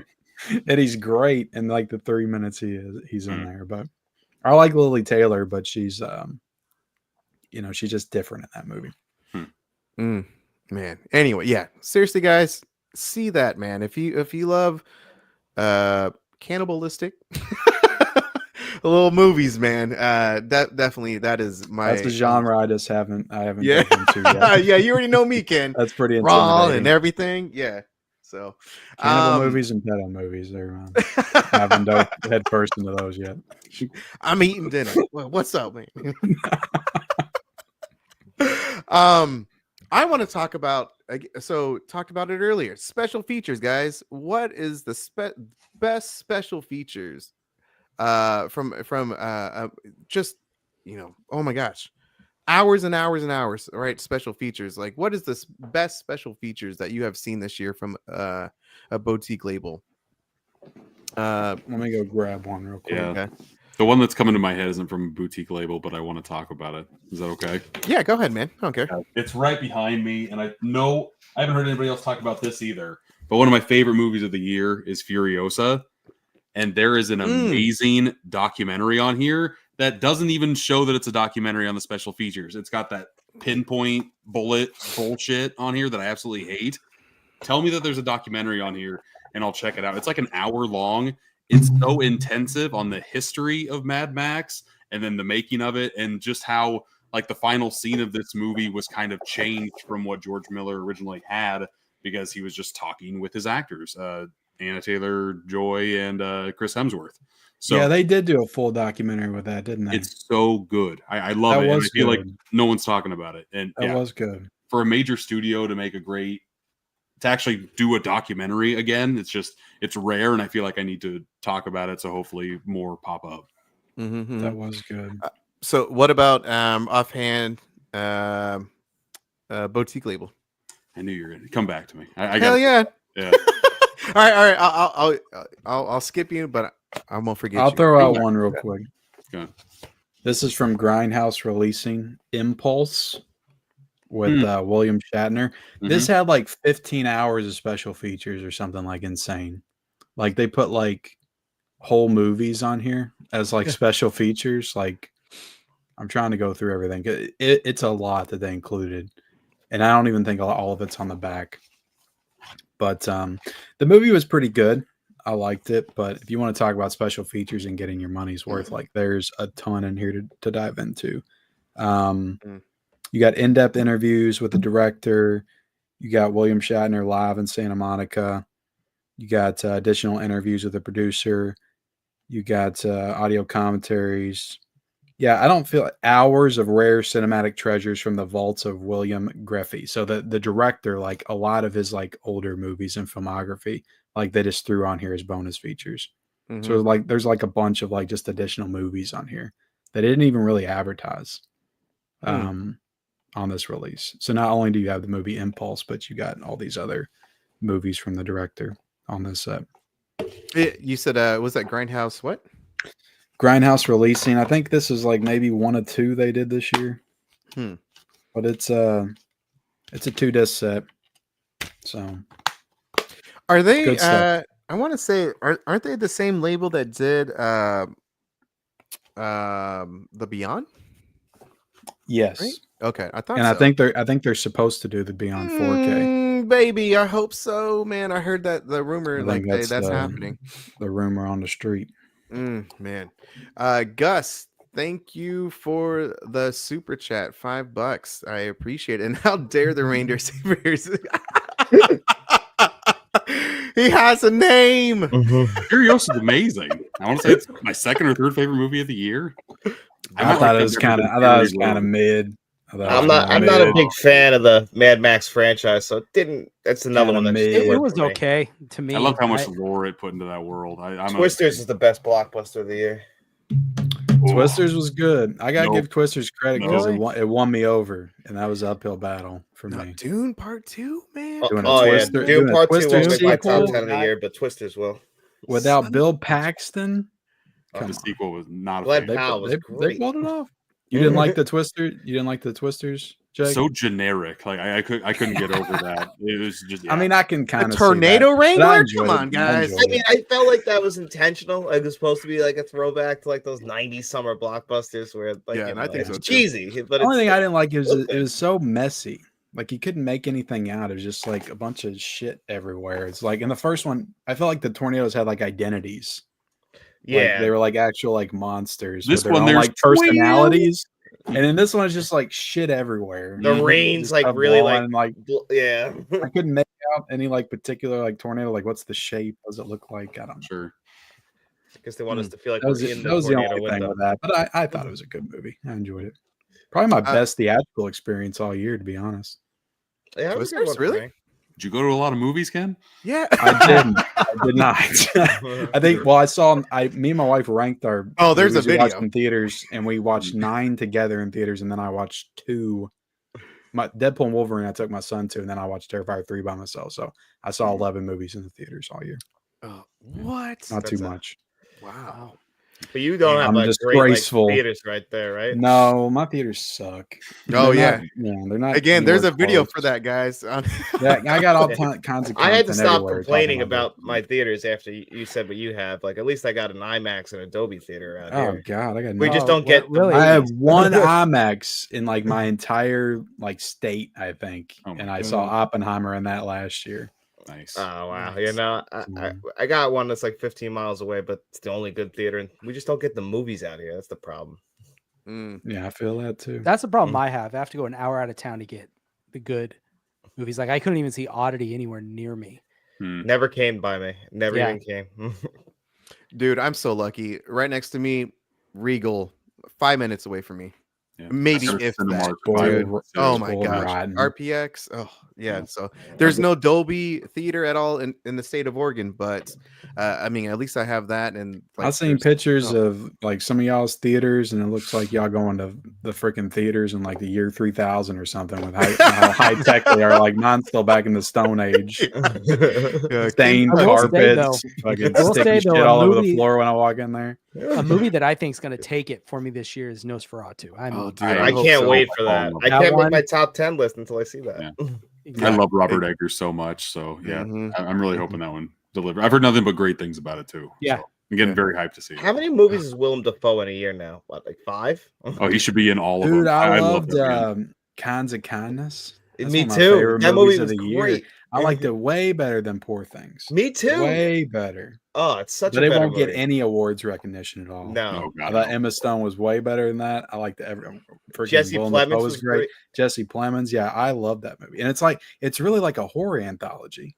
The way the Like that's third what it is, one like a Black ends- Mirror or something. Yeah. Ooh. The Oh, yeah, third it's great. anthology one in that, the way that ended, I was like, that's messed up. Oh yeah, that's But don't an say anything, guys. I underrated haven't seen movie it, of the man. year for sure. Sons of bitches. It's on Hulu, Frank. Is it really? Yep. Okay. Yeah, Yeah, man. I'll definitely literally, check it I out. haven't seen one person like show that off on Instagram or anything. I don't think anybody bought it. Nobody saw it. Hmm. Oh my god. Jake. There we go. So I'm coming back to you, man. Special features. Yeah, and then I'll go to Jordan and Ken. Oh god, where to go? Or I'm sorry, gonna let my dog John. out. He's crying. I'll be right back. Right here. Okay.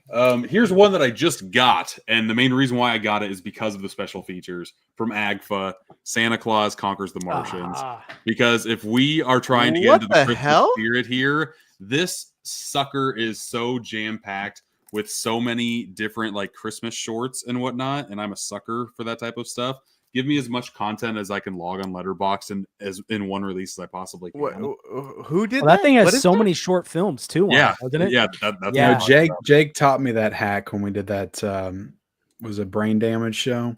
Like you Yeah. can log the documentaries online. I'm like, what? about. Yeah. Only certain ones. But what You I gotta- will you gotta say, look. yeah, Mhm. some of them aren't on there. And I've been Right. pissed off because I watched a documentary and I'd be like, this shit ain't on there. Sometimes that's the reason why I do watch it because I'm like, oh, I can log this. I wouldn't have watched this if I knew I couldn't log it. Correct. I'm not gonna remember what the fuck I thought about it a year ago anyway if I don't write it down. Yeah, this is from. No, that's Agfa. slipcover though too. I know. This sold out so quickly. I was gonna wait. I missed out on it. I bought this when there was less than 100 left. I'm like, okay, I guess I'm getting this. What the fuck is that? Yeah, Santa Claus, the Martians. It got really big on Mystery Science. Is that like one of the Canadian International Pictures releases? This is Agfa and something weird. Okay. It's on Tubi. I think I watched it on there. I think it's on there. Let me count it. Like all the there have to be at least 15 shorts on this thing to go along with the movie. So if you just want like a night of watching weird ass Christmas stuff, right here. Wow. And I'm all into weird Christmas content. Don't give me the classics. Give me stuff I've never seen before. My man doesn't watch Home Alone anymore. He's watching Christmas with the Martians. What the hell that was called. I watch Home Alone with my kids, but when I'm just downstairs in you need to put that shit in with them. Leave Daddy alone. Yeah. Yeah, I always gotta watch Home Alone over and over again. I'm like, well, we y'all watch Ernest for once. Damn it!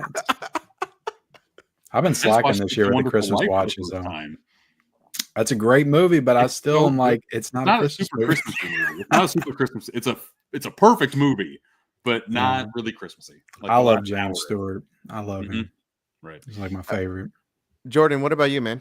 We already talked about it, but I'm gonna bring it out again. The Blair Witch Project. The special features, that second sight. Son of a I'm out of here. Just throwing it in my face. The 2.5. Here you go, Ken. The 2.5 hour. I think it's 2.5 hours. A little one. Is it? Yeah. It's longer than the movie. The That's documentary bullshit, Jake. Is no, it's beautiful. It's amazing. Completely just worth the cost that this is worth the documentary itself. Completely. I mean, they go through everything, every question you could possibly have within at least the making of the movie and the release. And what's the company that put this out originally? Artisan. From when Artisan approached them, all that stuff. It's an amazing release. I think the special features in there, it's probably one of my favorite releases of the year. But a close second, and not a lot of people had talked about it, was special features for the Mexico trilogy. Yeah, you son of a bitch. Yep. Sorry. That's what made me pissed off about The Faculty. I'm like, Robert Rodriguez did like in-depth interviews on all three of those movies. He wouldn't do The Faculty. Yeah. But I'm telling you, all the special features this thing has, I mean, for Once Upon a Time in Mexico alone, I mean, that thing is just, there's so many brand new exclusive to Arrow ones. Definitely it'll take you a while to get through all these. Weird shit, I'm telling you. Yeah, that was one where people were upset that they weren't all 4K, but once I watched the movies, like I understood. Well, especially like the first that one. first one did not. How are you going to 4K. get that? Doesn't need it, and at all. Wouldn't the third one benefit from it though? Maybe. It was another one of those things like Zodiac where it was shot in like the early like digital cameras, like 1080p Collateral. And but that Blu-ray of the third one looked great. It does. It looks like really it was good. a top tier Blu-ray. But I had never seen El Mariachi, and that was a fantastic movie. And it even talks about how half of those people that were in that movie were his friends from college. Yeah. So that was a good one. Yeah. I'm still not like a super fan of Once Upon a Time in Mexico. I didn't like it that much the first time I watched it. I appreciate it a little bit more now, but Desperado's great. Yeah. John. I didn't grab it, but the one that I was thinking of was that we got a new documentary, documentary for Drag Me to Hell this year on the 4K, which I didn't even realize was going to be on there, but it was great. Yeah, I didn't know that either. So I was very surprised because I don't think that was on the previously released Blu-ray. So it looked like they just made it for this year, and they never do things like that. Was it brand new? There was something brand new on that? Yeah, it was a new making of documentary, which is crazy. I didn't even notice. They've been doing that. They've been doing that. Screen Factory. I mean, for all the hate they get for re-releasing stuff, I mean, they did 3 new special features for Silent Night, Deadly Night. Yeah, and that was great too. I mean, they already had great features on the Blu-ray, new documentary and everything. Drag Me to Hell, the 4K might not have been the biggest thing this year. Like, it didn't blow me away visually, but having a new hour and a half making of documentary, like, that's enough to get me in the door. That's cool. Absolutely. Shocker had new features too, I think. It did. Yeah. They've been getting a little bit better. I mean, definitely a lot more on the interviews they've been getting. They don't get like interviews like with like main people, but like on the faculty, at least they got the only new features on there. At least they got interviews with a couple. Nicotero on there. That was kind of cool. It was interesting. Well, Jordan already took 2 of my damn picks. Hey, go over them again. Come on, you get to go on last, Frank. You bought enough this year, Frank. You ain't got something else to pull out of your I mean, I would say I did really enjoy Trick or Treat because I never saw the film, and the special features for that was just very cool, very in depth. Interviews with like even was it Gene Simmons was interviewed in that for a little bit. I mean, just sure, like, he got paid. Oh yeah, but I mean, still, it was just really cool to see all these like new interviews for that movie. And yeah, that was a long special feature, and there's other ones as well included in that. But yeah, I think besides that, that was just really cool. And then I'm not gonna lie, man, I really enjoyed where is it? Right here. The interviews and the special features for the stepfather. I liked that. There's some new ones in here, and that is like, first of all, this is, I think I'm going to touch upon it just super quick with you guys. This has been like one of my favorite like blind buys, because in boutique labels, you know, you don't see everything, man. And so for me, like my favorite blind buys was one is from the stepfather, and then the other one that I simply love, and I don't know how in the hell I never saw this movie beforehand, and that's Basket Case. Oh my gosh, man, that was such a great, it's fun film, great release from Arrow Video, and I just really love the slipcover. It's pretty flexing badass. that alternate artwork there. Hell yeah, I would too. Yeah. Oh my gosh, man. Yeah, that was a fun one. Frank Henenlotter was definitely, and it started with Jake, was definitely a fun like new director that I discovered this year. Frankenhooker was really fun too. Agreed. I like that. Yeah, One of the best for me. Yeah. What's your favorite 4K transfer from a boutique label this year?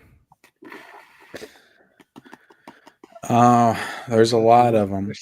There's a big one we haven't touched upon yet, and I think it would win like all categories. Let me go get it. Yeah, bring it up.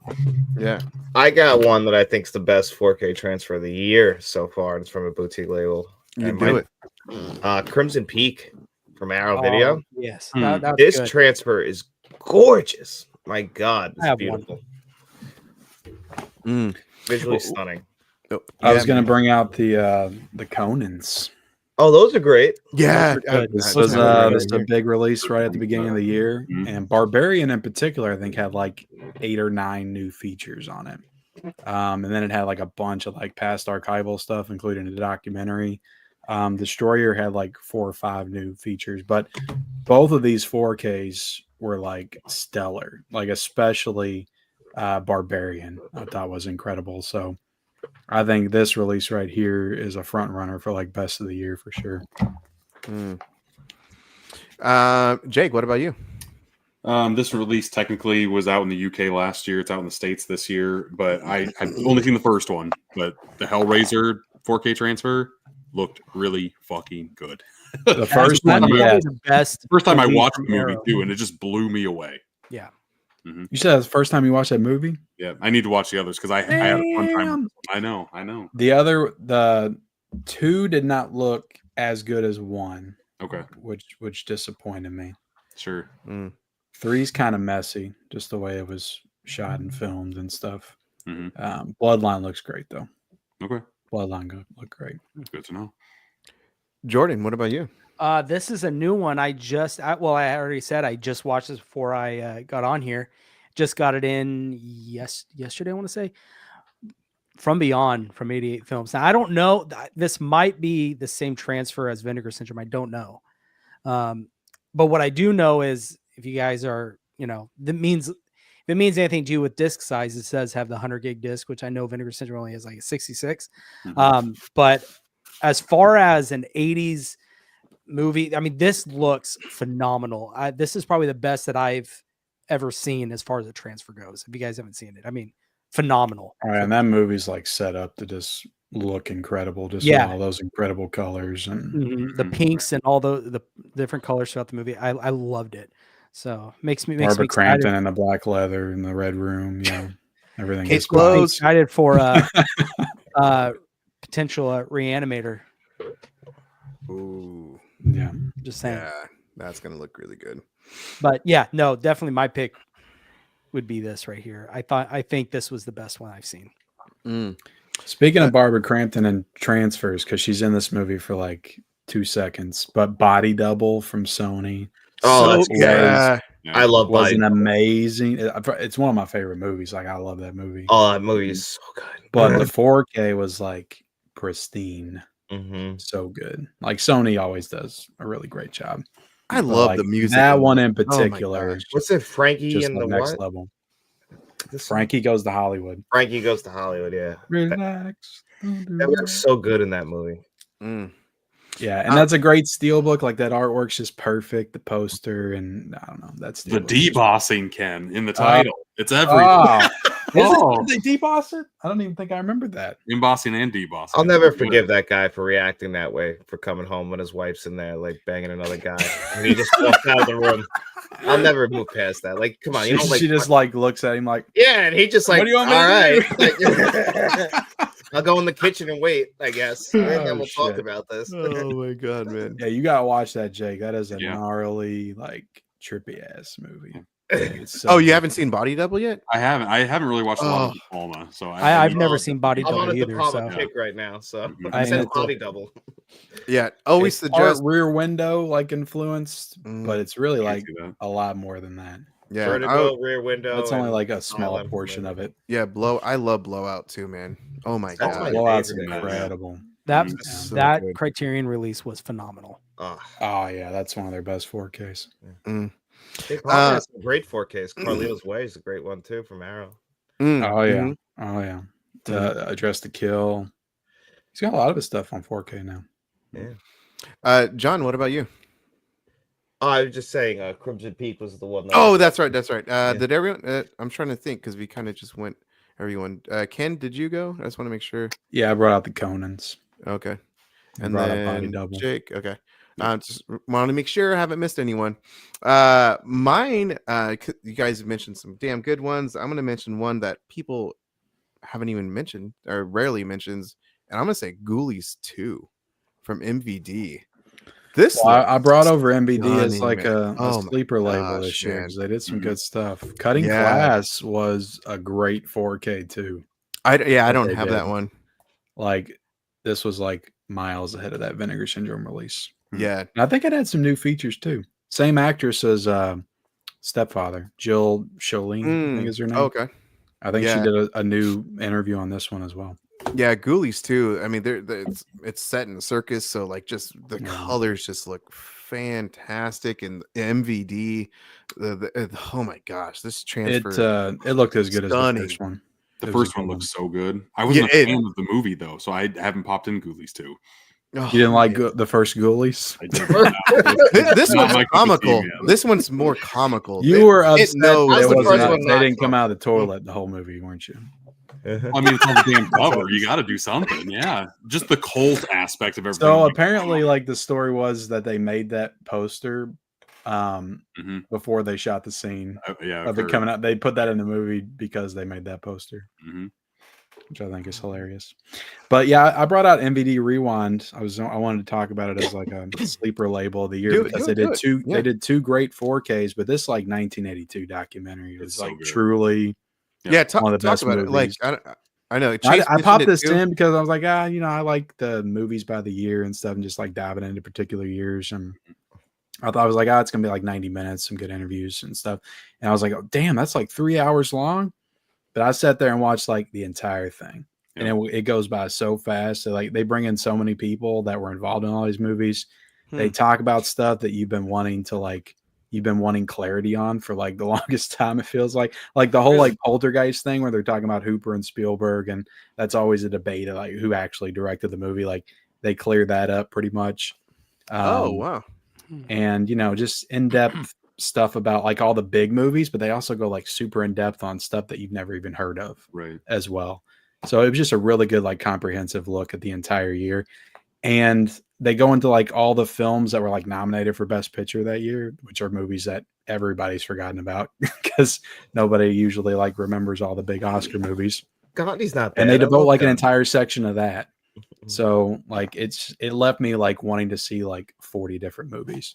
If you're a fan of like I love the 80s, 90s, best week ever, that old school VH1 stuff, this will scratch that itch for sure. Because I was a fan of that stuff when it was that's I gotta get always that. Yeah, I'll have to check it out. Yeah. But it's so great because you have the talking heads, but you also have the people that were actually involved in the movies. And there's just so many people. Like William Shatner's on there, Dee Wallace, and and there's just so many. Like 1982, like when they really break it down, it's like, damn. Like I think 1984 is still like slightly better, but 1982 is an incredible year. So that's what I was going to ask because how your guys describing it sounds flipping amazing. Have they done 84, 82? Is so they're apparently doing 84 next. I went to a they're doing 84. So is this their first one they've done? This is the first one. Yeah. I would take one for every year of the 80s, like if they wanted to do it.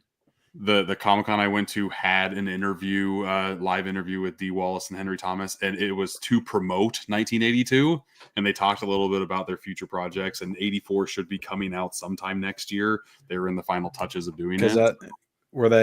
So Dee Wallace and Henry Thomas are going to be a part of that? Well, they were just there promoting 1982. I don't know if they're going to be, but the people I think Henry Thomas, I think Cloak and Dagger was from 84. I would assume that. If they were making the circuits, I'm assuming they'll interview him for that too. But yeah, I mean, both of those years are like definitely in contention for like the best years of the 80s. Sure. For sure. This is flying by super damn fast. Because I still got 2 damn questions. So real quick, I just want to throw in one more thing. Okay. Because I forgot, and I was going to mention this, but no one talked about 4K transfers. But Killer Clowns. Yeah, so good, man. Yeah. No one talked. Steelbook of the year. I got it, man. Yeah. When you talked about Ghoulie Stew in the circus, I completely forgot to pull this. So. Dude, yeah. That was a great 4K. And that's one of the things. Like, there were so many good 4K. That's one I never thought would come to 4K. That was one I couldn't believe. Yeah. So, really quick, what was your favorite? Because I did most surprising. What was your favorite boutique label this year? That's a big question, Frank. I don't know. I know that's what I'm at. So I'm starting how I originally started. Jake. So Jake, go ahead. Yeah. If I have to go with my gut, I still am gonna go with Umbrella. But honestly, there are a few companies that I could go with that are on like the same like S tier level this year. Like I would say top. I don't want to do top 3. I don't want to steal from anybody else, but I think Umbrella really elevated themselves, and they're continuing to kind of keep that momentum going for 2025. And I think this year will be the one that they kind of gets remembered for, I guess. And I think they're only going up from here. Mm-hmm. And I think you touched upon it earlier. So was that Super Mario Brothers your favorite release within? My favorite box set of the whole year was that Super Mario Brothers one. Yeah, because talking about special features on there, that sucker was loaded. That was a 3-disc set, and they even like put together like the super rough cut edition of that movie too. Like anything you could ever possibly imagine being made for Super Mario Brothers was in that set, and they did that on a few occasions with some of these box sets for some of these films. Yeah, fantastic pick. Jordan, what about you? Yeah, I'm not going to go too much into it because I want to do a video on it, but Second Sight for me, I think they absolutely killed it this year. I think with mainly 2 releases, mainly for me is The Hitcher. I think this has got to be possibly their release of the year, at least, if not the Blair Witch Project. But those 2 right there solidified that as my favorite boutique label of the year for sure. That's a good one. Well, There's some bangers. looks like John, rest in peace. So I will. He's There we back. go. Oh, I need to go grab one more thing. okay. So what about you, buddy? So I'm gonna go with Arrow. I think that they had a great year this year. Very solid. You know, Trick or Treat. That was a phenomenal transfer too. It's hard to sell it better than Ken did, but these were great earlier in the year. And just the Arrow box sets always get me. I love these hard cases. I like the individuals, but damn it, I really want that what would they call it? The Chronicle one? Yeah, Conan Chronicles. I love it. That's a great looking back. cover. The only thing gripe I Look at have the is I gloss wish they pops. used the Barbarian picture. Yeah, as the cover. Instead Yeah. of, yeah, it's the only gripe I have. It's the superior movie, Barbarian, is it not? It is, but everybody was underselling Destroyer, saying it was like crap, and I was just like pleasantly surprised by how much I enjoyed it. I love the callback to the camel joke. Like, that's enough. I still can't believe that. I was like, what the fuck did I just see? That's just a camel in the face. It's unbelievable. Dude, so good, man. But the witch scene in the tent makes the first one for sure. It's such a good movie. But they also gave us, Demolition Man. We got Demolition Man on 4K. And the Silence of the Lambs, we finally got a good version of that after 3 tries. Oh, yeah. Far superior than Kino's, man. But, oh my God, it's by far the best. And then, of course, you know, Carlito's Way was this year also, right? So that was last year. Last year? Well, anyway. We'll forget that one. But it's a good. It's worth bringing to next year too. It was so good. So I just thought that they knocked it out of the park with their hard cases this year. Everything, the transfers for the most part were great. Heather's was another one that they came out with this year. Yeah. Well, I'll piggyback off of John, and I would also say Arrow Video, and you can't compare like what they did this year to last year. Like I just think last year was one of the most impressive runs for any boutique label. So, but I think like if you're comparing to last year, like, yeah, it was a weaker year for Arrow Video, but overall as like a company and what they did this year, I still think they knocked it out of the park. Now this release that I should have brought out earlier for like an underrated release is American Gigolo from Arrow Video. I got like that one. This was an insanely incredible release that looked fantastic, had tons of special features. I think there was like 8 or 9 new ones. And Paul Schrader and just all kinds of new interviews with the actors and the crew and little video essays and stuff like that. And I had watched this movie earlier in the year for the first time on Blu-ray. So I actually watched this movie twice this year.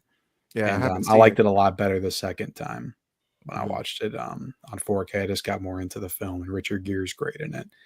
And I think this is a release that not a lot of people are talking about. And this was Arrow Video didn't do a ton of box sets like in the first half of the year. Like if you go back and look, like they didn't start like ramping up, I feel like, until like the last until the later parts of the year. I think this was June.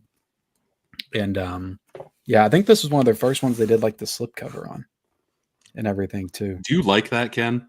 Do you like the slipcover on the I'm indifferent on it. I do, I think. I like a good slipcover. I think it, kind of protects the box a little bit. I like that extra security on the box set. And I like it better when, haven't they done ones where the slipcover's like different than the artwork on Demolition Man. Yeah. Demolition Man. I like that, when it's a little bit different. Kind of what 88 Films did with From Beyond too.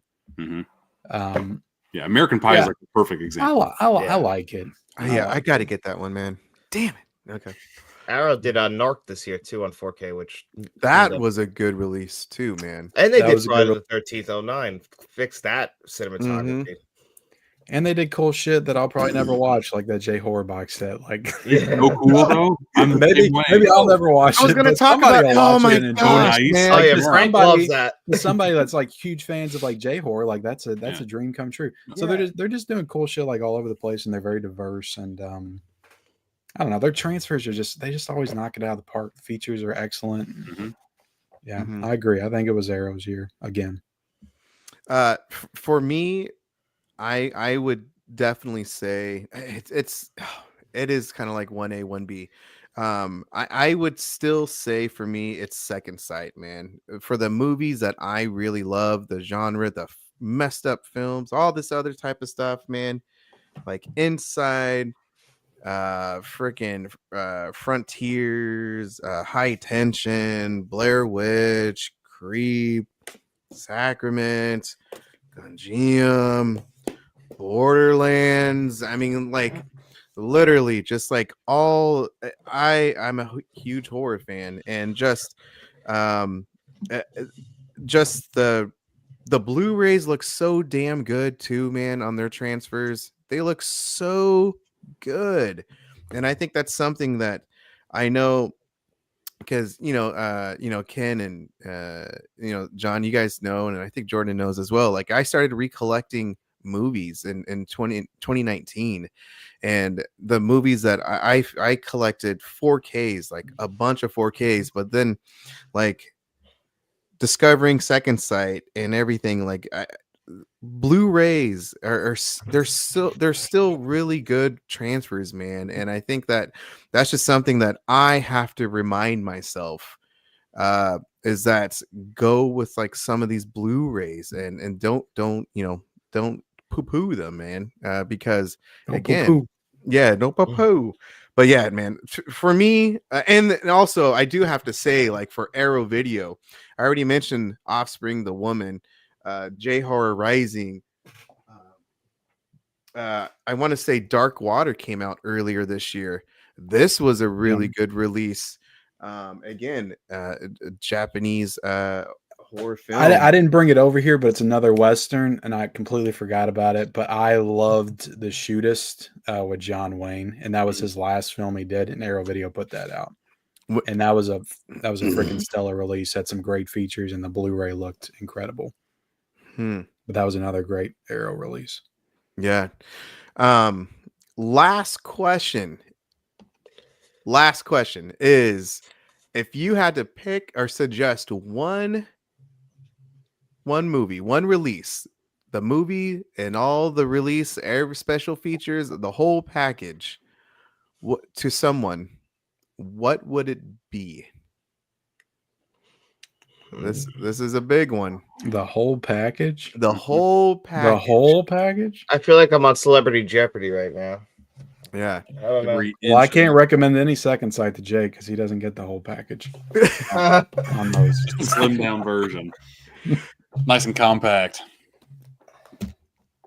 Recommended to anyone? Yeah, I know that's the hardest part. Like I feel like to anyone, so it's got to be a movie that anybody could enjoy, right? Well, and again, it could be like just like yours. I mean, because like again, I love horror films, so of course I'm probably gonna select like a damn horror fan, a horror movie. No, but everybody, Frank. Yeah, I know. Everybody.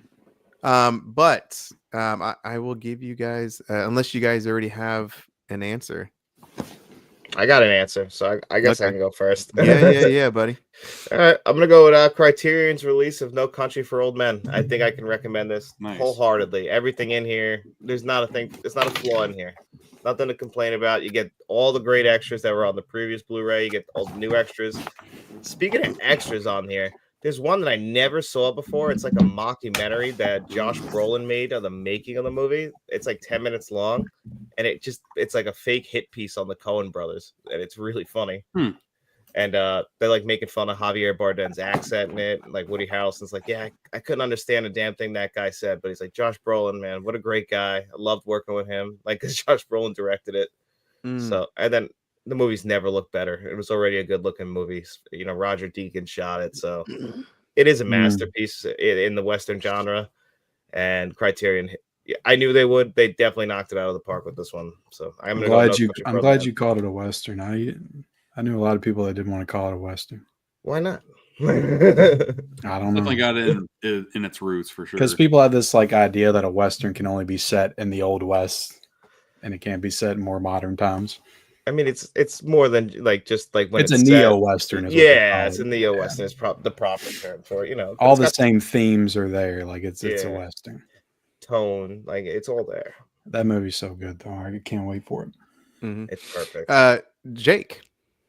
We've talked a lot about Trick or Treat, but I really had a good time with Trick or Treat.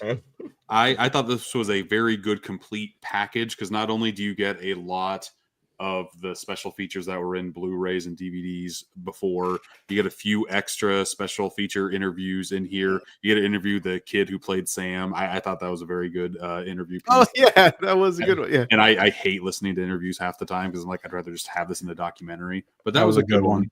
Yeah. And then the 4K transfer specifically around like fire on this one, I was very like blown away with. Like the jack-o'-lantern in the room blaring up was amazing. The campfire with like the werewolf transformation was great. I just thought this was a very solid release from Arrow Video, and I think it got talked about when it got released, but it's kind of been quieted down the past couple months. But this is super solid. Very good pick, Jordan. This one I keep pushing, and I actually talked about it in last night's live stream. And so I made sure it wasn't a second sight for Jake, but I'm going with Intruder from Umbrella. Hey, if you're a big horror slasher fan, and I know this isn't a 4K, but it doesn't really need to have 4K. And what's amazing with this is you're getting an excellent, awesome movie. You're getting really cool packaging. I think. I mean, like I talked about, it has a reproduction of a magazine in here. Mm-hmm. So Gore I think Zone, that's right? That looks so cool, man. Mm-hmm. They got that, and then you get like 3 short films in this. I think 3 or 4 short films that came with this. 3 short films. There's from the director. You get new video essays and all this stuff, and plus, of course, all the other stuff that have come out before. But I love this movie. I love this release that Umbrella did. So yeah, I definitely recommend people picking this up and checking it out. That was a fun movie. Umbrella does a great job with video essays too. I feel like they do that more than any other boutique. Give me more video essays and not essays I have to read, please. Thank you. I agree. Well, they do both. Correct. Ken. So everybody, I've been talking this one up all year. Everybody knows how much I love it, but Happiness, this is a must own for your collection. I got if you somewhere. like dark comedies, if you like the casual molestation of young boys, you'll love this film. No, I'm just joking. Fuck that movie. I am going to recommend a Weird Criteria movie that I actually loved, and everybody was talking about how disturbing this film was, but Gummo. Oh, that Gummo, grosses that me. surprises me. That bathtub. I would recommend Gummo to everybody. Everybody needs to see this film once in their life. No, I love this movie. This reminded me of like an early, or like an early A24 film, like The Florida Project, like American Honey, just like those like really like real like raw depictions of like just like life in like poor areas. And I don't know, it's like I grew up in a small town and I knew people like this in this movie. So it just felt very realistic to me. And I know a lot of people might watch this and they might think that it's so over the top, but like I really did like know people that acted and behaved in this way in my town. So I don't know, it just it hit me a certain way. Like I loved it. It just felt like it felt like so ahead of its time. I can't believe they made this movie in 1997. Like, cause it really felt like an independent film from A24 that would come out nowadays. So I love this movie. It felt like home, Ken. It felt just like home. You know, like I shit you not, I'm watching this movie and they're in this house and there's this painting on this wall and this memory unlocks. And I'm like, I had the very same like art piece on the wall of my house growing up. Like it had been there, like I think all 19 years I lived in my parents' house. And it was on the wall in this movie. I'm just like, there you go. So it really actually did feel like home, actually. But no, and there's some really the 4K looks incredible. Like if you would have told me they made this in 2024, like it was a brand new movie, I would believe you. Like that's how good it looked. And there's I think a new special feature with the director Harmony Korine, and then there's some kind of visual essay in here as well. And this had never been put out on Blu-ray. This was an upgrade from DVD. So another, first time to Blu-ray and 4K for this one. So yeah, Gummo's a great, and the artwork's great too. I think that's the best artwork like Criterion did all year. That's just my opinion. People give them a hard time about artwork. That was a good one. I think they usually have good artwork. Sometimes they miss. Yeah. I really like that Godzilla one. I don't know if that's a same as the Blu-ray, but I like the little pop up. Oh, okay. Is it? I still like it. Yeah. Everybody confirmed with me it's the same. Oh, okay. Mine, it actually surprises me, man. I'm not gonna lie. I thought I was gonna pick like a damn Umbrella release or a Second Sight release, because everyone knows how I kind of love those labels and all that shit. But I kept coming back to this. I don't know, and that's Killer Clowns from Outer Space. I really love this movie. The transfer. There's no Dolby Atmos or anything, man, but I still think that this is like just a great overall release from Shout Factory, man.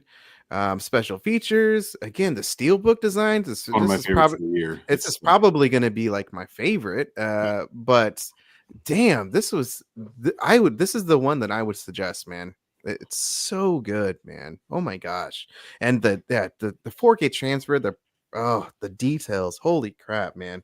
So damn good, man. And that really surprises me because we all talking, I'm looking around like, what the fuck am I gonna pick? But I just still kept coming back to Killer Clowns. Go with your heart, Frank. Yeah. It's fucked up. To you. Another one I want to bring up real quick, also from Arrow Video, was A Simple Plan. Yeah. And I think that is Sam Raimi's best film. I just got it. I haven't watched it. Solid flick. I still need to get it. His most mainstream film for sure. It's my favorite first time watch of the year. I love the movie. And the 4K was excellent. It had good features, and it was another upgrade from DVD. So I just no Blu-ray my time with millions. There was, there is a Blu-ray. Like you can get the Blu-ray from gotcha. or the 4K, but it had never been put out beyond DVD. Oh, gotcha. Oh, wow. Okay. Billy Bob Thornton is great. Bill Paxton's great. Yeah. You got what's the actress's name? Bridget Fonda. Yeah, great. The other guy too that's in it, that's their friend. Like he's phenomenal. Bigger guy. Too. Mm-hmm. Yeah, I love that special feature interview with the wife of that guy. Yeah, that was a good interview. That was, I like her. And I didn't expect her to look like that because of the way they dressed her up in the movie. I was like, oh, okay. Yeah, nice old lady. Like I like those interviews with older actresses that come back and they're like, oh, people want to know about this movie. Yeah, I thought it was funny. They just seem happy to be there sometimes to talk. Yeah. About it. She's like, I was hired by this guy, but I got there and Sam Raimi was there. I was like, oh, okay. She does have one of the more memorable moments of the movie. That's where Sam Raimi shines. That was his moment that day. He's like, I know we're doing. Yeah, that felt very Sam Raimi. Oh man, well, I can't wait to see it, man. Yeah, guys, thank you so much. Holy crap, this has been fun. Time flew by so damn fast.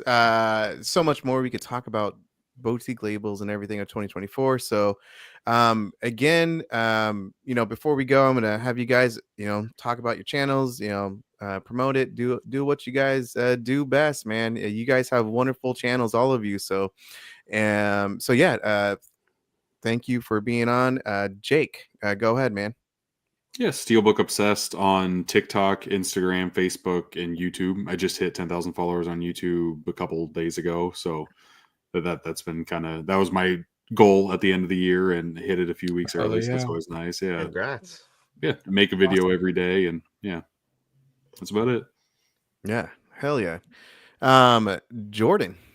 Yeah, well, thanks, Frank, for having me on again. It was a lot of fun.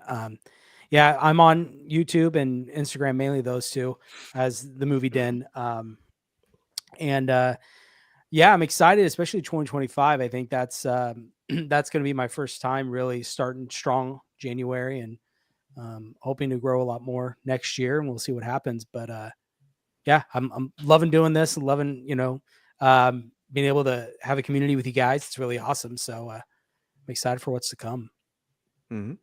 Awesome. John? Yeah, I'm John from Let's Talk. I'm just here with Frank every Tuesday whenever he does one of these shows. And then, You know, over my channel, got reviews today. Did No Country for Old Men. The Faculty be out tomorrow, and then the Q&A show on Saturday, and Let's Talk Physical Media on Sunday. And that's really it. Ken. I'm Ken at Midlevel Media, and you can come follow me over on my channel, my Instagram, my that's about it. I don't really post too much on TikTok anymore. A month anyway. I know. I'm glad I didn't dive into it. But I'm just trying to keep up, cover as much as I possibly can, the releases. And I dropped a review for Joker Fadi Adu on 4K this morning at 5 a.m. by mistake. I usually drop my stuff in the afternoon, but I messed up on the times. Got a review for Transformers 1 coming, the 4K Steelbook. And whenever I get my shit in, I'll review Congo on 4K, No Country on 4K, Creep, Blu-ray. Like, I'm excited to get all this stuff, but I'm still waiting on a lot. Are you going to review the Blair Witch? Probably. I would say so. Cool. Yeah. As far as me, I do have a video coming out tomorrow. It was literally like the best Walmart shopping experience I've had, because over here in the Pacific Northwest, the Walmarts are pretty shitty. So I just couldn't believe it. It was a Christmas miracle. And then also in that video, I have my winner of my monthly subscriber prize. So anyway, guys, all their links are down in the description section, so go ahead and subscribe to them. And thank you guys for joining tonight. I greatly appreciate it, and have a good one, guys. Bye, everybody.